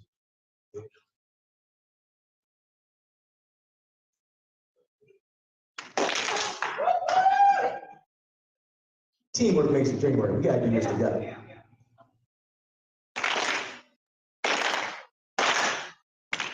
That's all right. We're gonna come back and have a seat. That's yourself a round of applause. Thank you. Hopefully I have your attention because I have something very important to say. It is amazing that there are 3 stutterers. I was that black kid with an IEP, and both of my parents were principals. And my parents told me, they said, Herbie, because that's what they call me, Herbie. They said, that's right, y'all, my name is Herbie. You may look like a jockey in the Kentucky Derby. That's all right. That's okay, because I went to school anyway, you know, so I used to do that too. But the point I'm trying to make is this. Like Sakoni said, if you have something important to say, you'll figure out how to get it out. Yes, sir. And that's what I want to get out today. I just want to hopefully share some things that will motivate you, educate you, and inspire you. And I thank Brenda for allowing me to be a part of this team. So let's get started. Today, building life champions by creating a sense of belonging. If you want to go fast, go alone. If you want to go far, we must go together, because teamwork does make the dream work. And as crazy as it is, you know, 2 of the safest places that we think of on earth would probably be the church and would probably be a school. And as an assistant superintendent, it is scary, because one thing that I preach all the time is we have to always remember to turn to each other and never on each other. Because if we can turn to each other and never on each other, we will be able to not only take ourselves, but take our kids where they need to go. So let's take a look at this. Let's go to the next slide. Anytime that I speak in front of a class, or I speak to teachers, or you know, I speak to anyone, I always like to have some norms, because I want this to be interactive. You're gonna be talking to the people sitting around you. So we're just gonna keep it quick and simple. You'll keep it short like me, right? We have to think before we act. And I tell my students, man, we gotta think before we act. We gotta think before we speak. And we don't need 20 class rules. Think is an acronym. And it's as simple as this. Is it true? I'm gonna tell y'all right now, everything that comes out of my mouth today is gonna come out of my mouth, but it's gonna come from my heart. And it's gonna be true, okay? Number 2, is it helpful? When you say things or you do things, we like to push people, but we also like to lift them up. That's how we grow, right? And we've been learning a lot about that. So anything that you say today, it's gonna be helpful. It's either gonna help you or it's gonna help somebody. Number 3, is it inspiring? The things that we say and the things that we do and the presence and the trends that we keep, we want to make people feel good. Everybody in this room, you want to make sure that if anybody has the opportunity to meet you, that you do something or you help them to feel something to make them feel better about themselves. Is that okay? Yeah. All right. Number 4, now this one, I tell my 31-year-old daughter, she needs to use this one. Because there are a lot of things that come out of her mouth that's not necessary. All right. So is it necessary? There are some things that maybe we don't have to say, but there are also some things that we must say. Because like Sakoni just said, if we hold something in that someone else needs to be the best they can be, then it's on us. And last but not least is kind. We're always going to be kind to one another because that's what we do. So those are our norms for the next, say, 18 minutes, okay? So I'm going to ask you a question. Some of y'all may be wondering, why do I have on this baseball jersey? Well, let's go to the next slide. You're going to interact with one another right now. The question is, how do you hit a home run? Now, again, I'm a teacher, so we're going to do a protocol right now. What we're going to do is we're going to stand up, hand up, and pair up. And I want you to answer that question with the people sitting around you. So right now, everybody stand up, hand up, find somebody with their hand up, and answer that question. How do you get a home run? Go. How do you get a home run? Out of the park.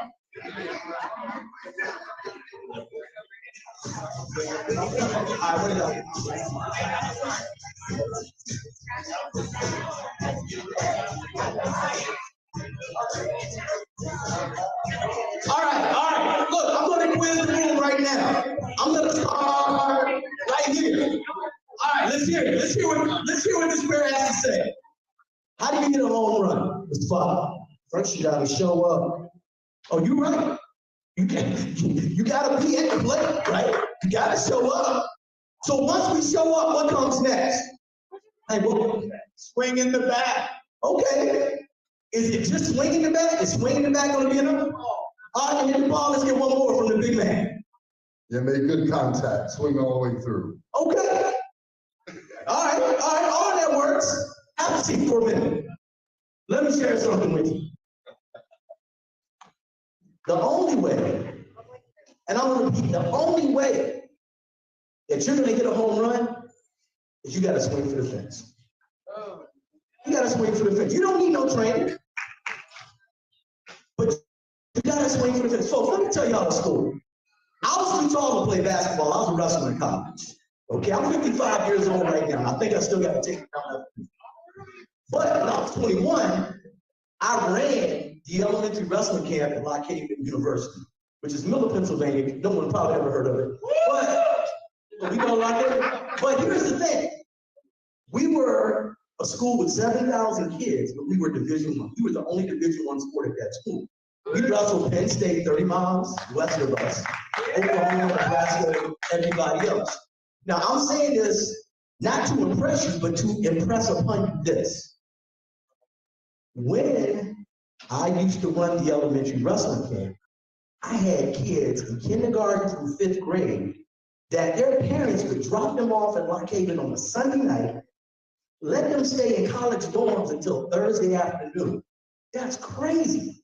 But back then, back in the 80s when I was in college, that was a thing. And I used to walk these kids around. I used to make sure that they wouldn't put ice cream on their Fruit Loops in the cafeteria because they love that ice cream machine in the cafeteria. I used to have to change linens and pull teeth. But here's where the story starts. Here's where the story starts. Every night when the kids went to bed, all the coaches would go out and we would have refreshments. Now, as a 21-year-old college student, I didn't have money to pay for refreshments because this is who had to pay for refreshments. See, all the coaches got together, we played wiffle ball during the day. We would play wiffle ball, and what would happen is this. I was so quick that I would always outrun the throw to first base. So what did I do? I made contact and outran the throw to first base.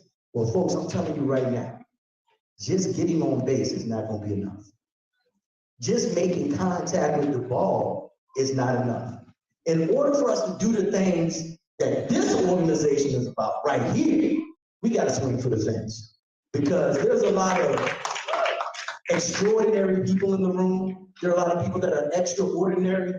But if we want to continue to take this thing to the next level, we got to swing for the fence. So let me tell you what happened. It was that one time in my college career where I stepped up to the plate. We could hear the kids coming back from lunch, and we were losing by 3 runs. Herbie walks up to the plate and bases are loaded. So what did I have to do? Yeah, see, this was the first time in my life that I was forced to do something other than just make contact with the ball. So I had no choice. I had no choice. I had no money. And all of my teammates were dependent on me, right? So what did I do? Well, let me just explain it to you, okay? In Lock Haven back then, we didn't have air conditioning in our gymnasiums.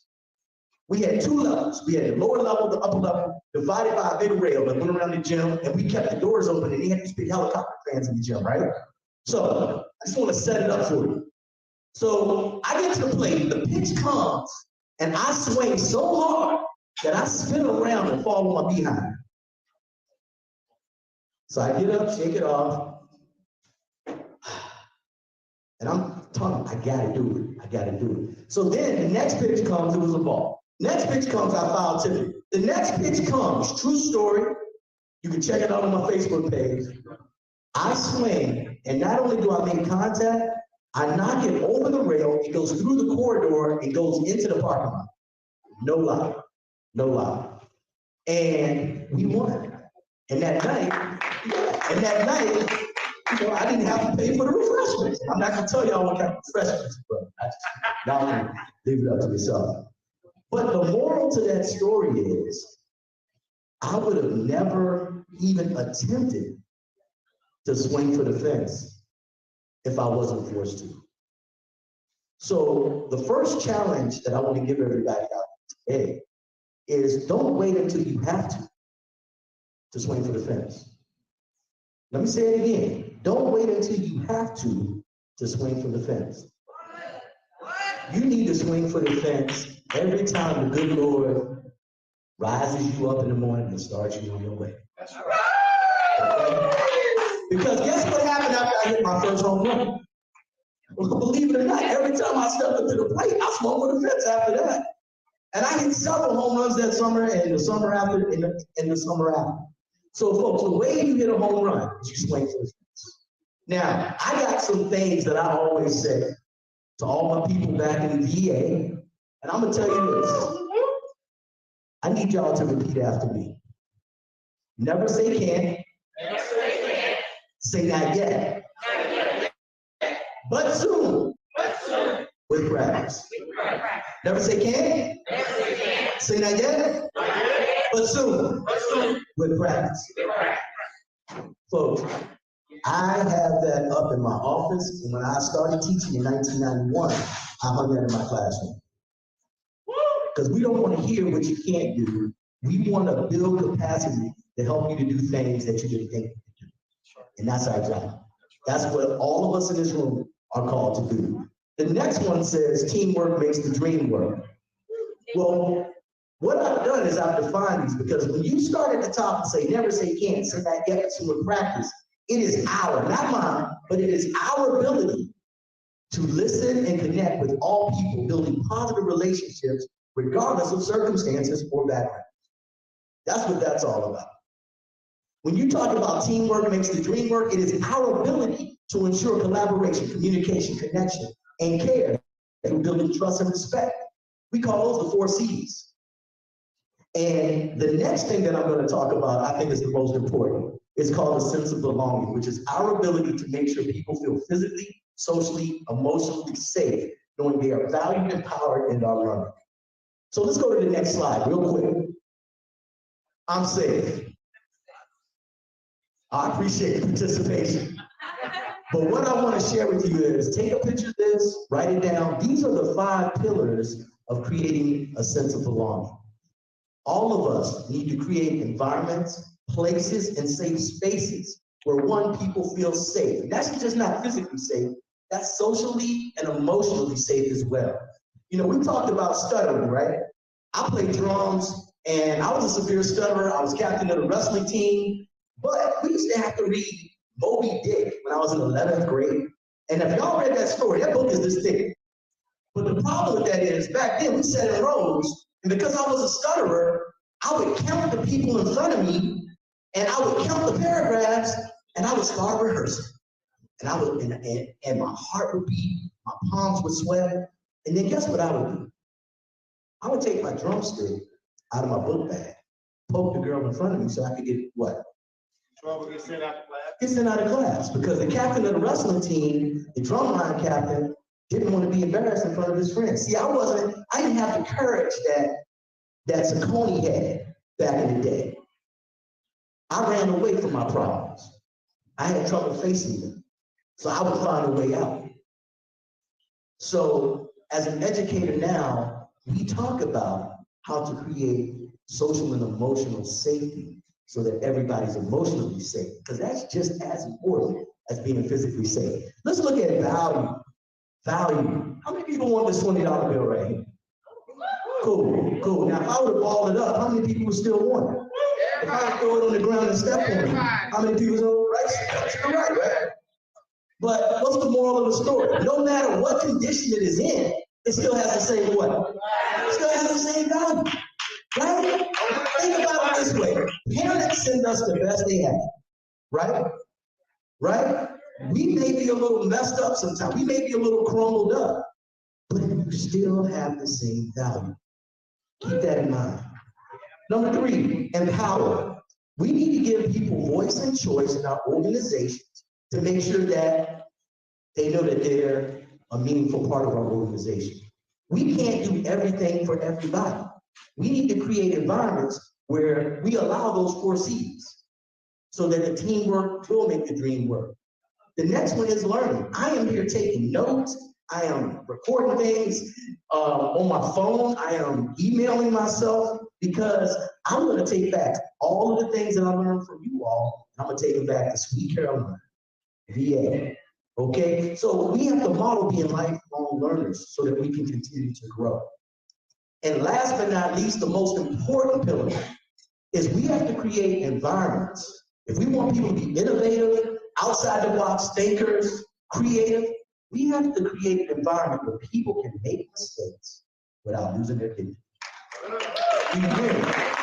Because once you create those kind of environments, people will step up to the plate and swing for the fence every time. Every time. So we have to also, in our work, create that sense of belonging. Now, let's go to the last slide. Or maybe next to the last slide. I told you all earlier today that it is time for us to weed our garden. We know we got things in our gardens that are beautiful, that are working well, and as we say, are tight and right. But we also know that in our garden, we have some things that need a little TLC, need a little nurture, need a little loving to bring them back, right? But the challenge I have for all of you today, what are you willing to weed out of your garden? It could be that person that you think is your friend, right? It could be those habits that you continue to do just because it's easy to continue to do. But what I want you to do right now is I want you to just take 3 seconds. What did we say? 3, 2, 1, grow? We heard that yesterday, right? Right? I'm going to say 3, 2, 1, and I want you to write down one thing that you're going to weed out of your garden. Okay? I had to weed some friends out of my garden recently. Because they said, Herb, you crazy, Doc, you crazy, man. You gonna go all the way to KC, man, and you're not even getting paid or whatever. I mean, I'm like, man, look, I'm going to grow, brother. I am going to KC to try to discover something that I haven't found. And I'm gonna tell y'all right now, I feel like y'all love me before y'all even met me. The love that I felt walking into this place is amazing. And I'm gonna tell all of you all, I love all of you all. All right, then. So, 3, 2, 1, grow. I should see everybody's pencil, pen, thumbs. What are you gonna get out of your garden to allow you to be the best you can be? Now, if you have trouble with this, you might need to think about your why. Because my why is right here in front of you. God knew not to give me any sons, so I had 4 daughters. Okay. I would have been, I don't know, they might not have survived. I might be in, I don't know, that might be locked up if I had sons. But I do have a grandson, the little guy in this desert. He's actually 4 years old right now, lives in the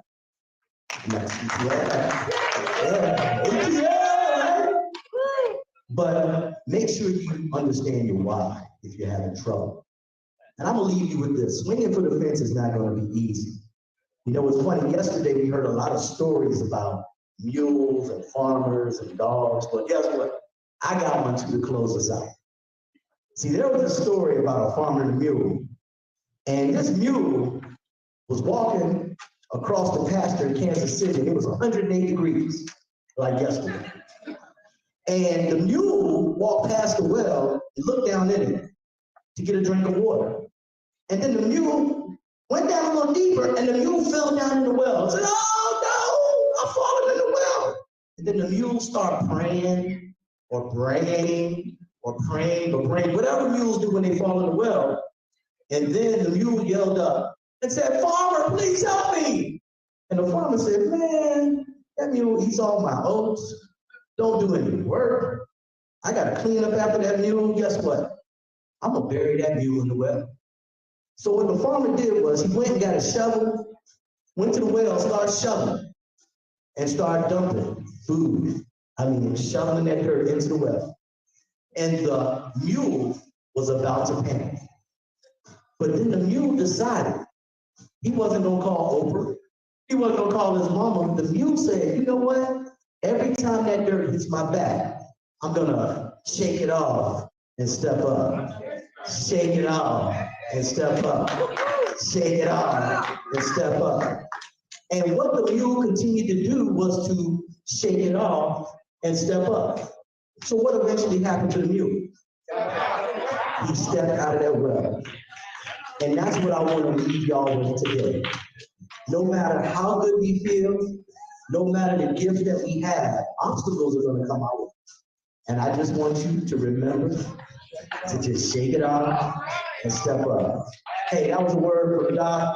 Peace. I love y'all. Thank you.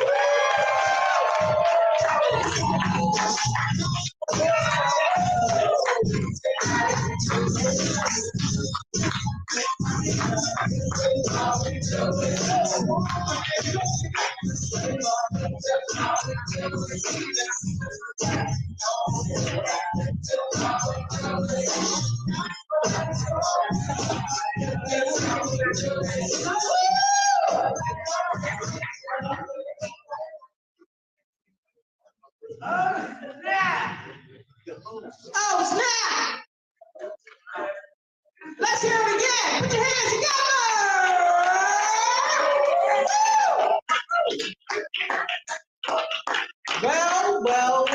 Well.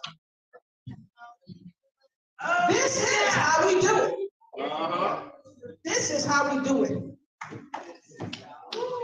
We always say that we're becoming the best you. So folks all around the world, this is how we do it. You know, I had the amazing pleasure of flying in to the BTBY. I've had the amazing pleasure of introducing some folks. But today, I'm having the amazing pleasure of getting my dance on. Let's go. So I want you to welcome a man that's getting his dance on all around the nation. He is sharing his story. He is sharing his power. He is BTV what? Oh, y'all not here. BTV what? That's what I'm talking about. He is becoming the best him that he can be.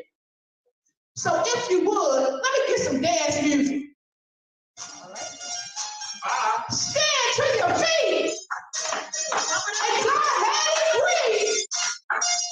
The man that's doing things all around the nation and around the world. Can I have the real dancing trucker?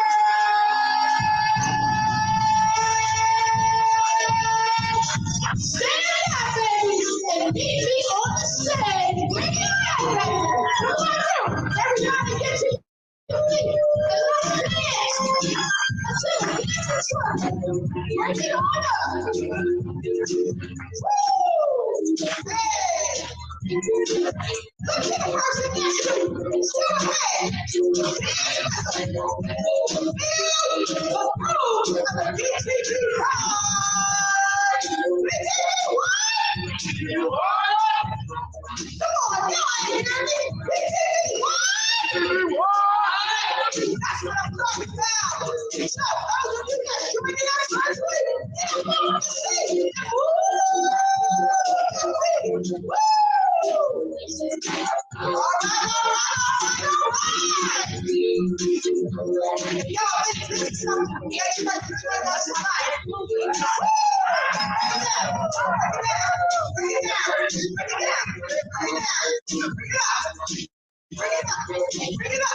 Woo! To the right, to the left, to the right, to the left, to the left, and do your best. Woo! All right. Here he is, baby. Here he is. Come on up here. Look at him go. Look at him go. Woo! All right. Say it.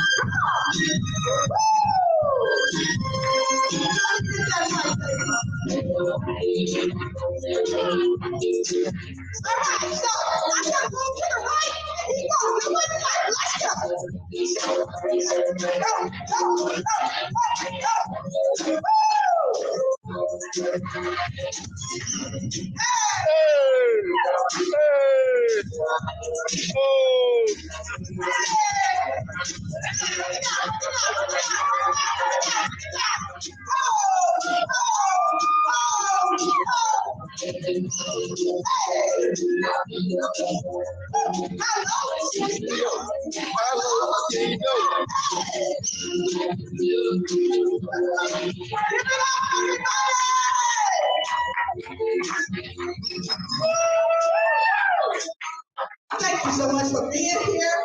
You are just amazing. This tall black supporter has come here to give us a refreshing review of what it means to dance your way all the way through. Yeah. So I just want to thank you. That's right. Give it up for her. Thank you. I just want to thank you for being here. You have danced your way into the hearts of millions of people all around the world. And so at BTVY, we are always doing things to bring out the best stories. Now, some of them might be tough stories. Stories that make us cry, make us laugh, or make us dance. And your story, by far, is a story that touched my heart. And it made me smile, it made me cry, and it made me dance. You know, I lost my mother last year, and I understand what it's like, but you lost your mother in a horrific accident. And we want to hear from you. How did you make it through that and forgive and still love and still visit the folks that were a part in your mother transitioning from this world? Yeah, I mean, that's what I want to do and accomplish right now is talk to you about overcoming and forgiveness. Those two words there. And on April the 26th, 2015, my loving Christian mother was on her way to church, 35-mile-an-hour zone, little quiet, quaint Kentucky neighborhood. She was 10 seconds from the front door of the church, and some young man just got in an argument with his girlfriend, was drunk out of his mind. And he hit her head on at 100 miles an hour.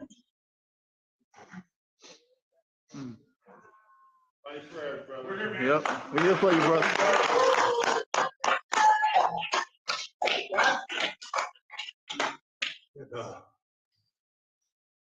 Yeah, she didn't make it, y'all, so, you know, God wanted her by his side, so that's where she's at right now, you know, so, yeah, like I said, this young man was 21 years old, you know, so in Kentucky, killing someone drunk behind the wheel is murder. That's 25 years. So me and my sister cut him a break at 16. A couple years went by. We decided his first year of parole, after 4 years, we let him, he's a free man today because of the forgiveness I gave him instantly. Yeah, so, you know, that's, you know, how can I survive? How can I move forward without forgiving, right? It's not just words. I forgave him. I really forgive him. He's 21, he's still young. That's what my mother would want for this young man. I don't know what he's doing today. I don't know what choices he's making in his life. I have no idea. I can only hope and pray that my willingness to let him out early and compassion for his future, maybe he's doing the right thing. Amen. Amen. So, under your eyes, you know, they say that our eyes are what? Windows to our soul. Are the windows to our soul.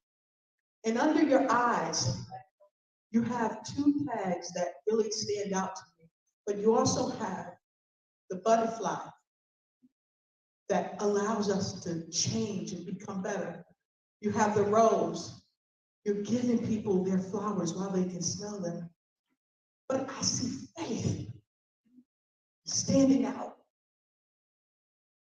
Tell me about your faith and what type of faith it took to having this person to say, I'm going to share the love of God with you.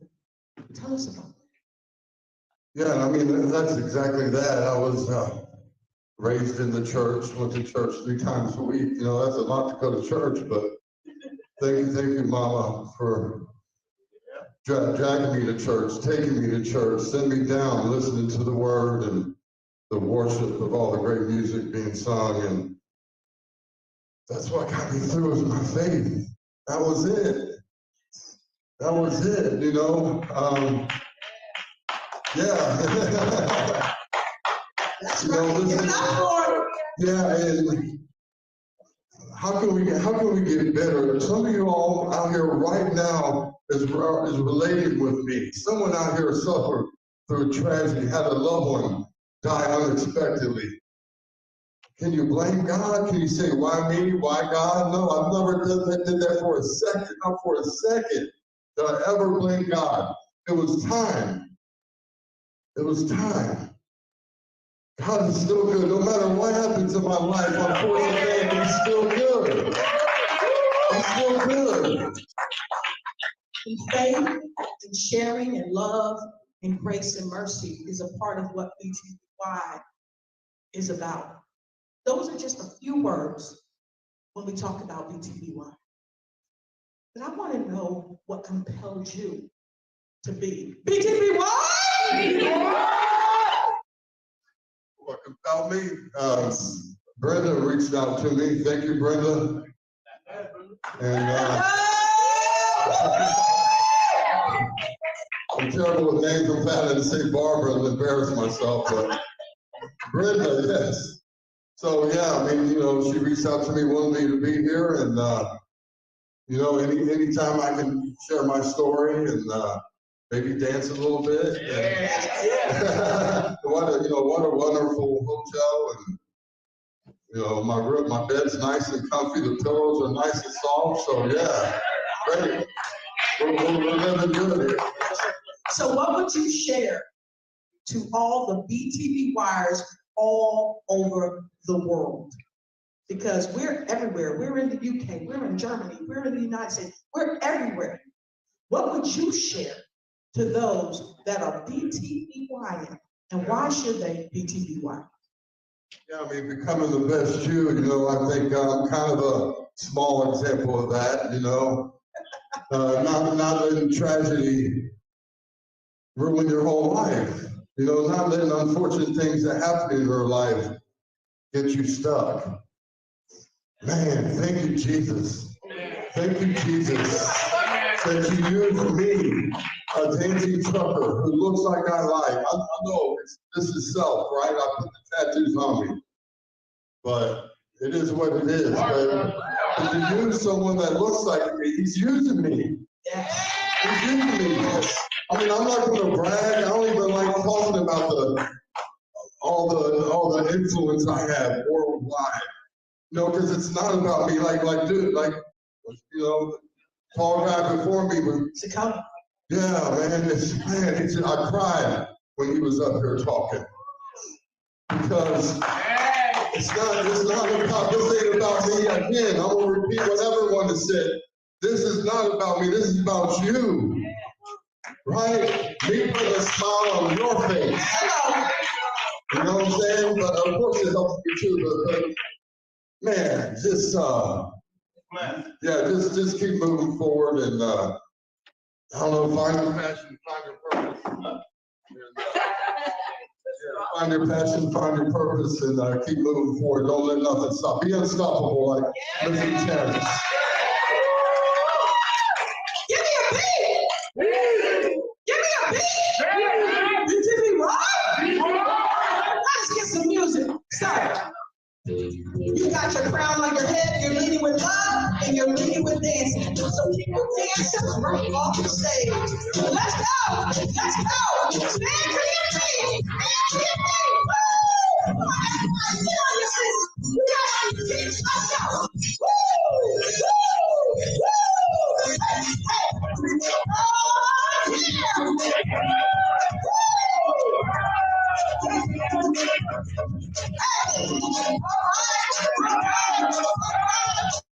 All right. Now, what's happening? Come on up to the stage. Come on, get on up here. I want you right in front. Don't be scared. Don't be shy. Come on. Let's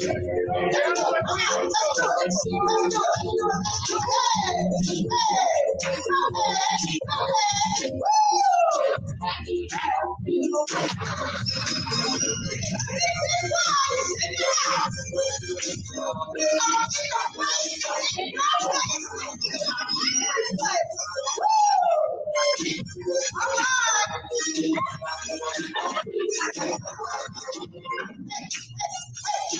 We got the dancing structure in the house.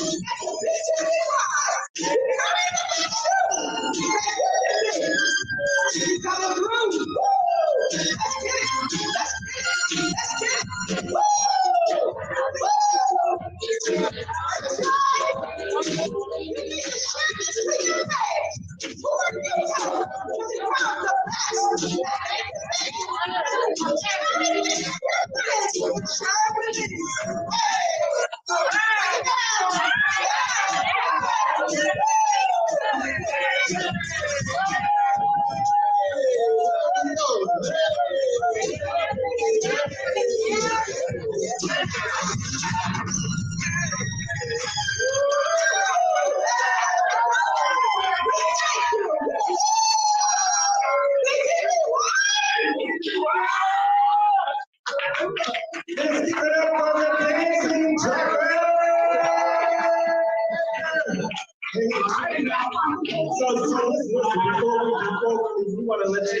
Even though you already have put a crown on your head, we want to give you a crown for your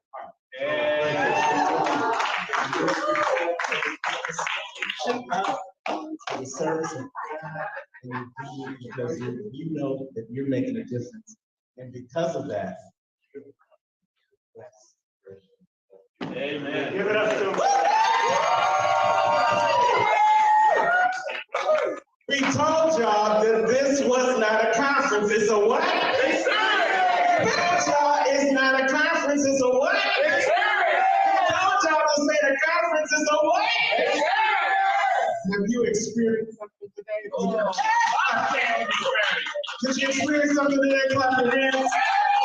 All right. Well, we're not done. This is just the afternoon. But we're about to get it cracking in about 90 minutes.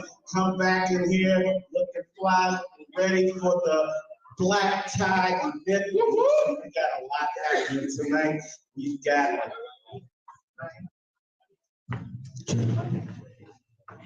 Is this one working or is that one working? I think this one's working. Let's give it up for DJ Brian. He has been keeping us rock and doing the thing all week long, all weekend long. Yes, yes, yes, yes. Oh, now this one feels too powerful. Got another DJ voice going on. All right. So we want you to come back. We've got our comedian tonight. We've got our awards tonight. We've got DJ Brian. He's going to be back here in the place, but it ain't going to be a party if y'all not here. So hashtag BTBY. BTBY.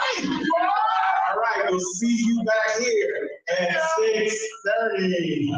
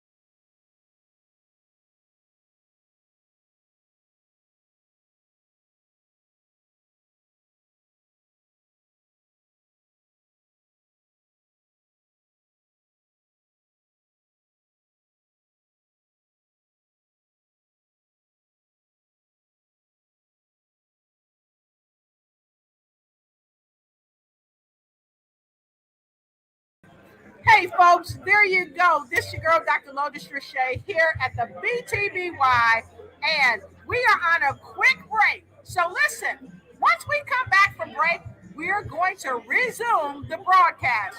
You know what? It is time for you to ignite and take flight in every area of your life. I love you, and there is absolutely nothing you can do about it as you, BTBY. See you soon.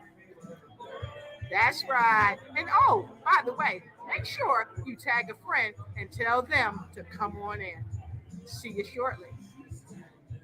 Hey folks, I just wanted to come to you briefly today because I've got so many folks asking me, Lotus, how are you so successful? Success is relevant to whatever you think success is. To some people, success may be having a big house, fine cars, or just having a great job. Some people, in their mind, success is just having a great family and friends. For me, success is being able to make a difference, not only in my life, but in the lives of the people that I come across. I help do this is I encourage people not to make excuses for not being successful. Don't let fear, complacency, procrastination, someone telling you that you can't do it.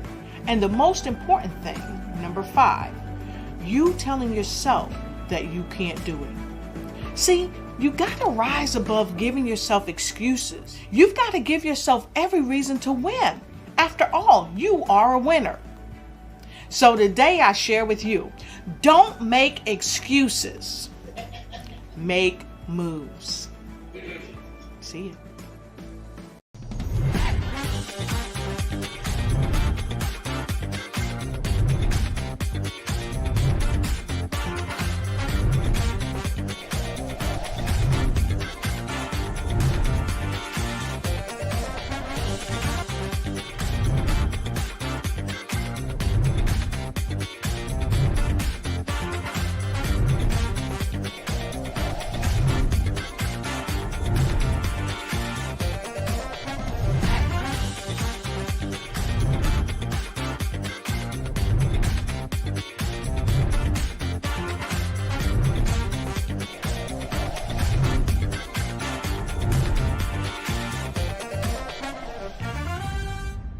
Kevius Armstrong, Mr. Inspire, man. I am minutes away with being on a show of Lotus Trichet Ignite Show. Listen, I am telling you right now, do not miss it. You do not want to miss this opportunity to be inspired, to be motivated, to be uplifted. Listen, to be changed and moved. Man, it's about to go down. We're going to go in. We're going to give you the information, the confirmation, whatever it is that you're seeking, that you need to have to not only take your life to the next level, but to move out of your own way, man. Listen, I am super excited. So see you there.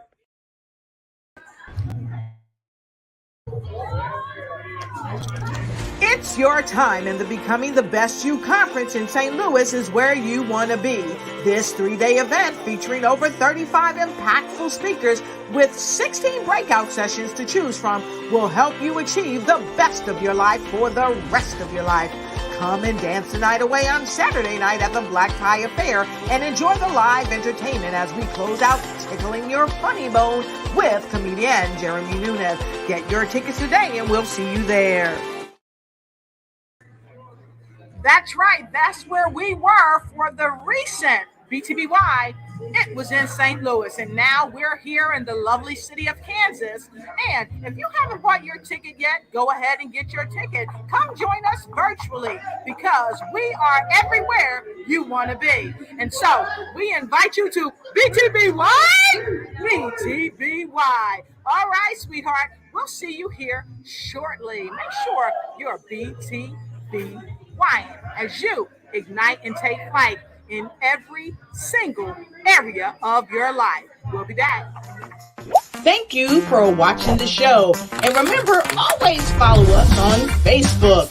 Like and share, and make sure you tag a friend and let them know that you care. Let us know what other type of shows you'd like us to present for you. Yay, we did it. We made the Amazon hot new release for our amazing book, Harnessing Your Thoughts. Take the reins, control your life, and win. We thank you for your support.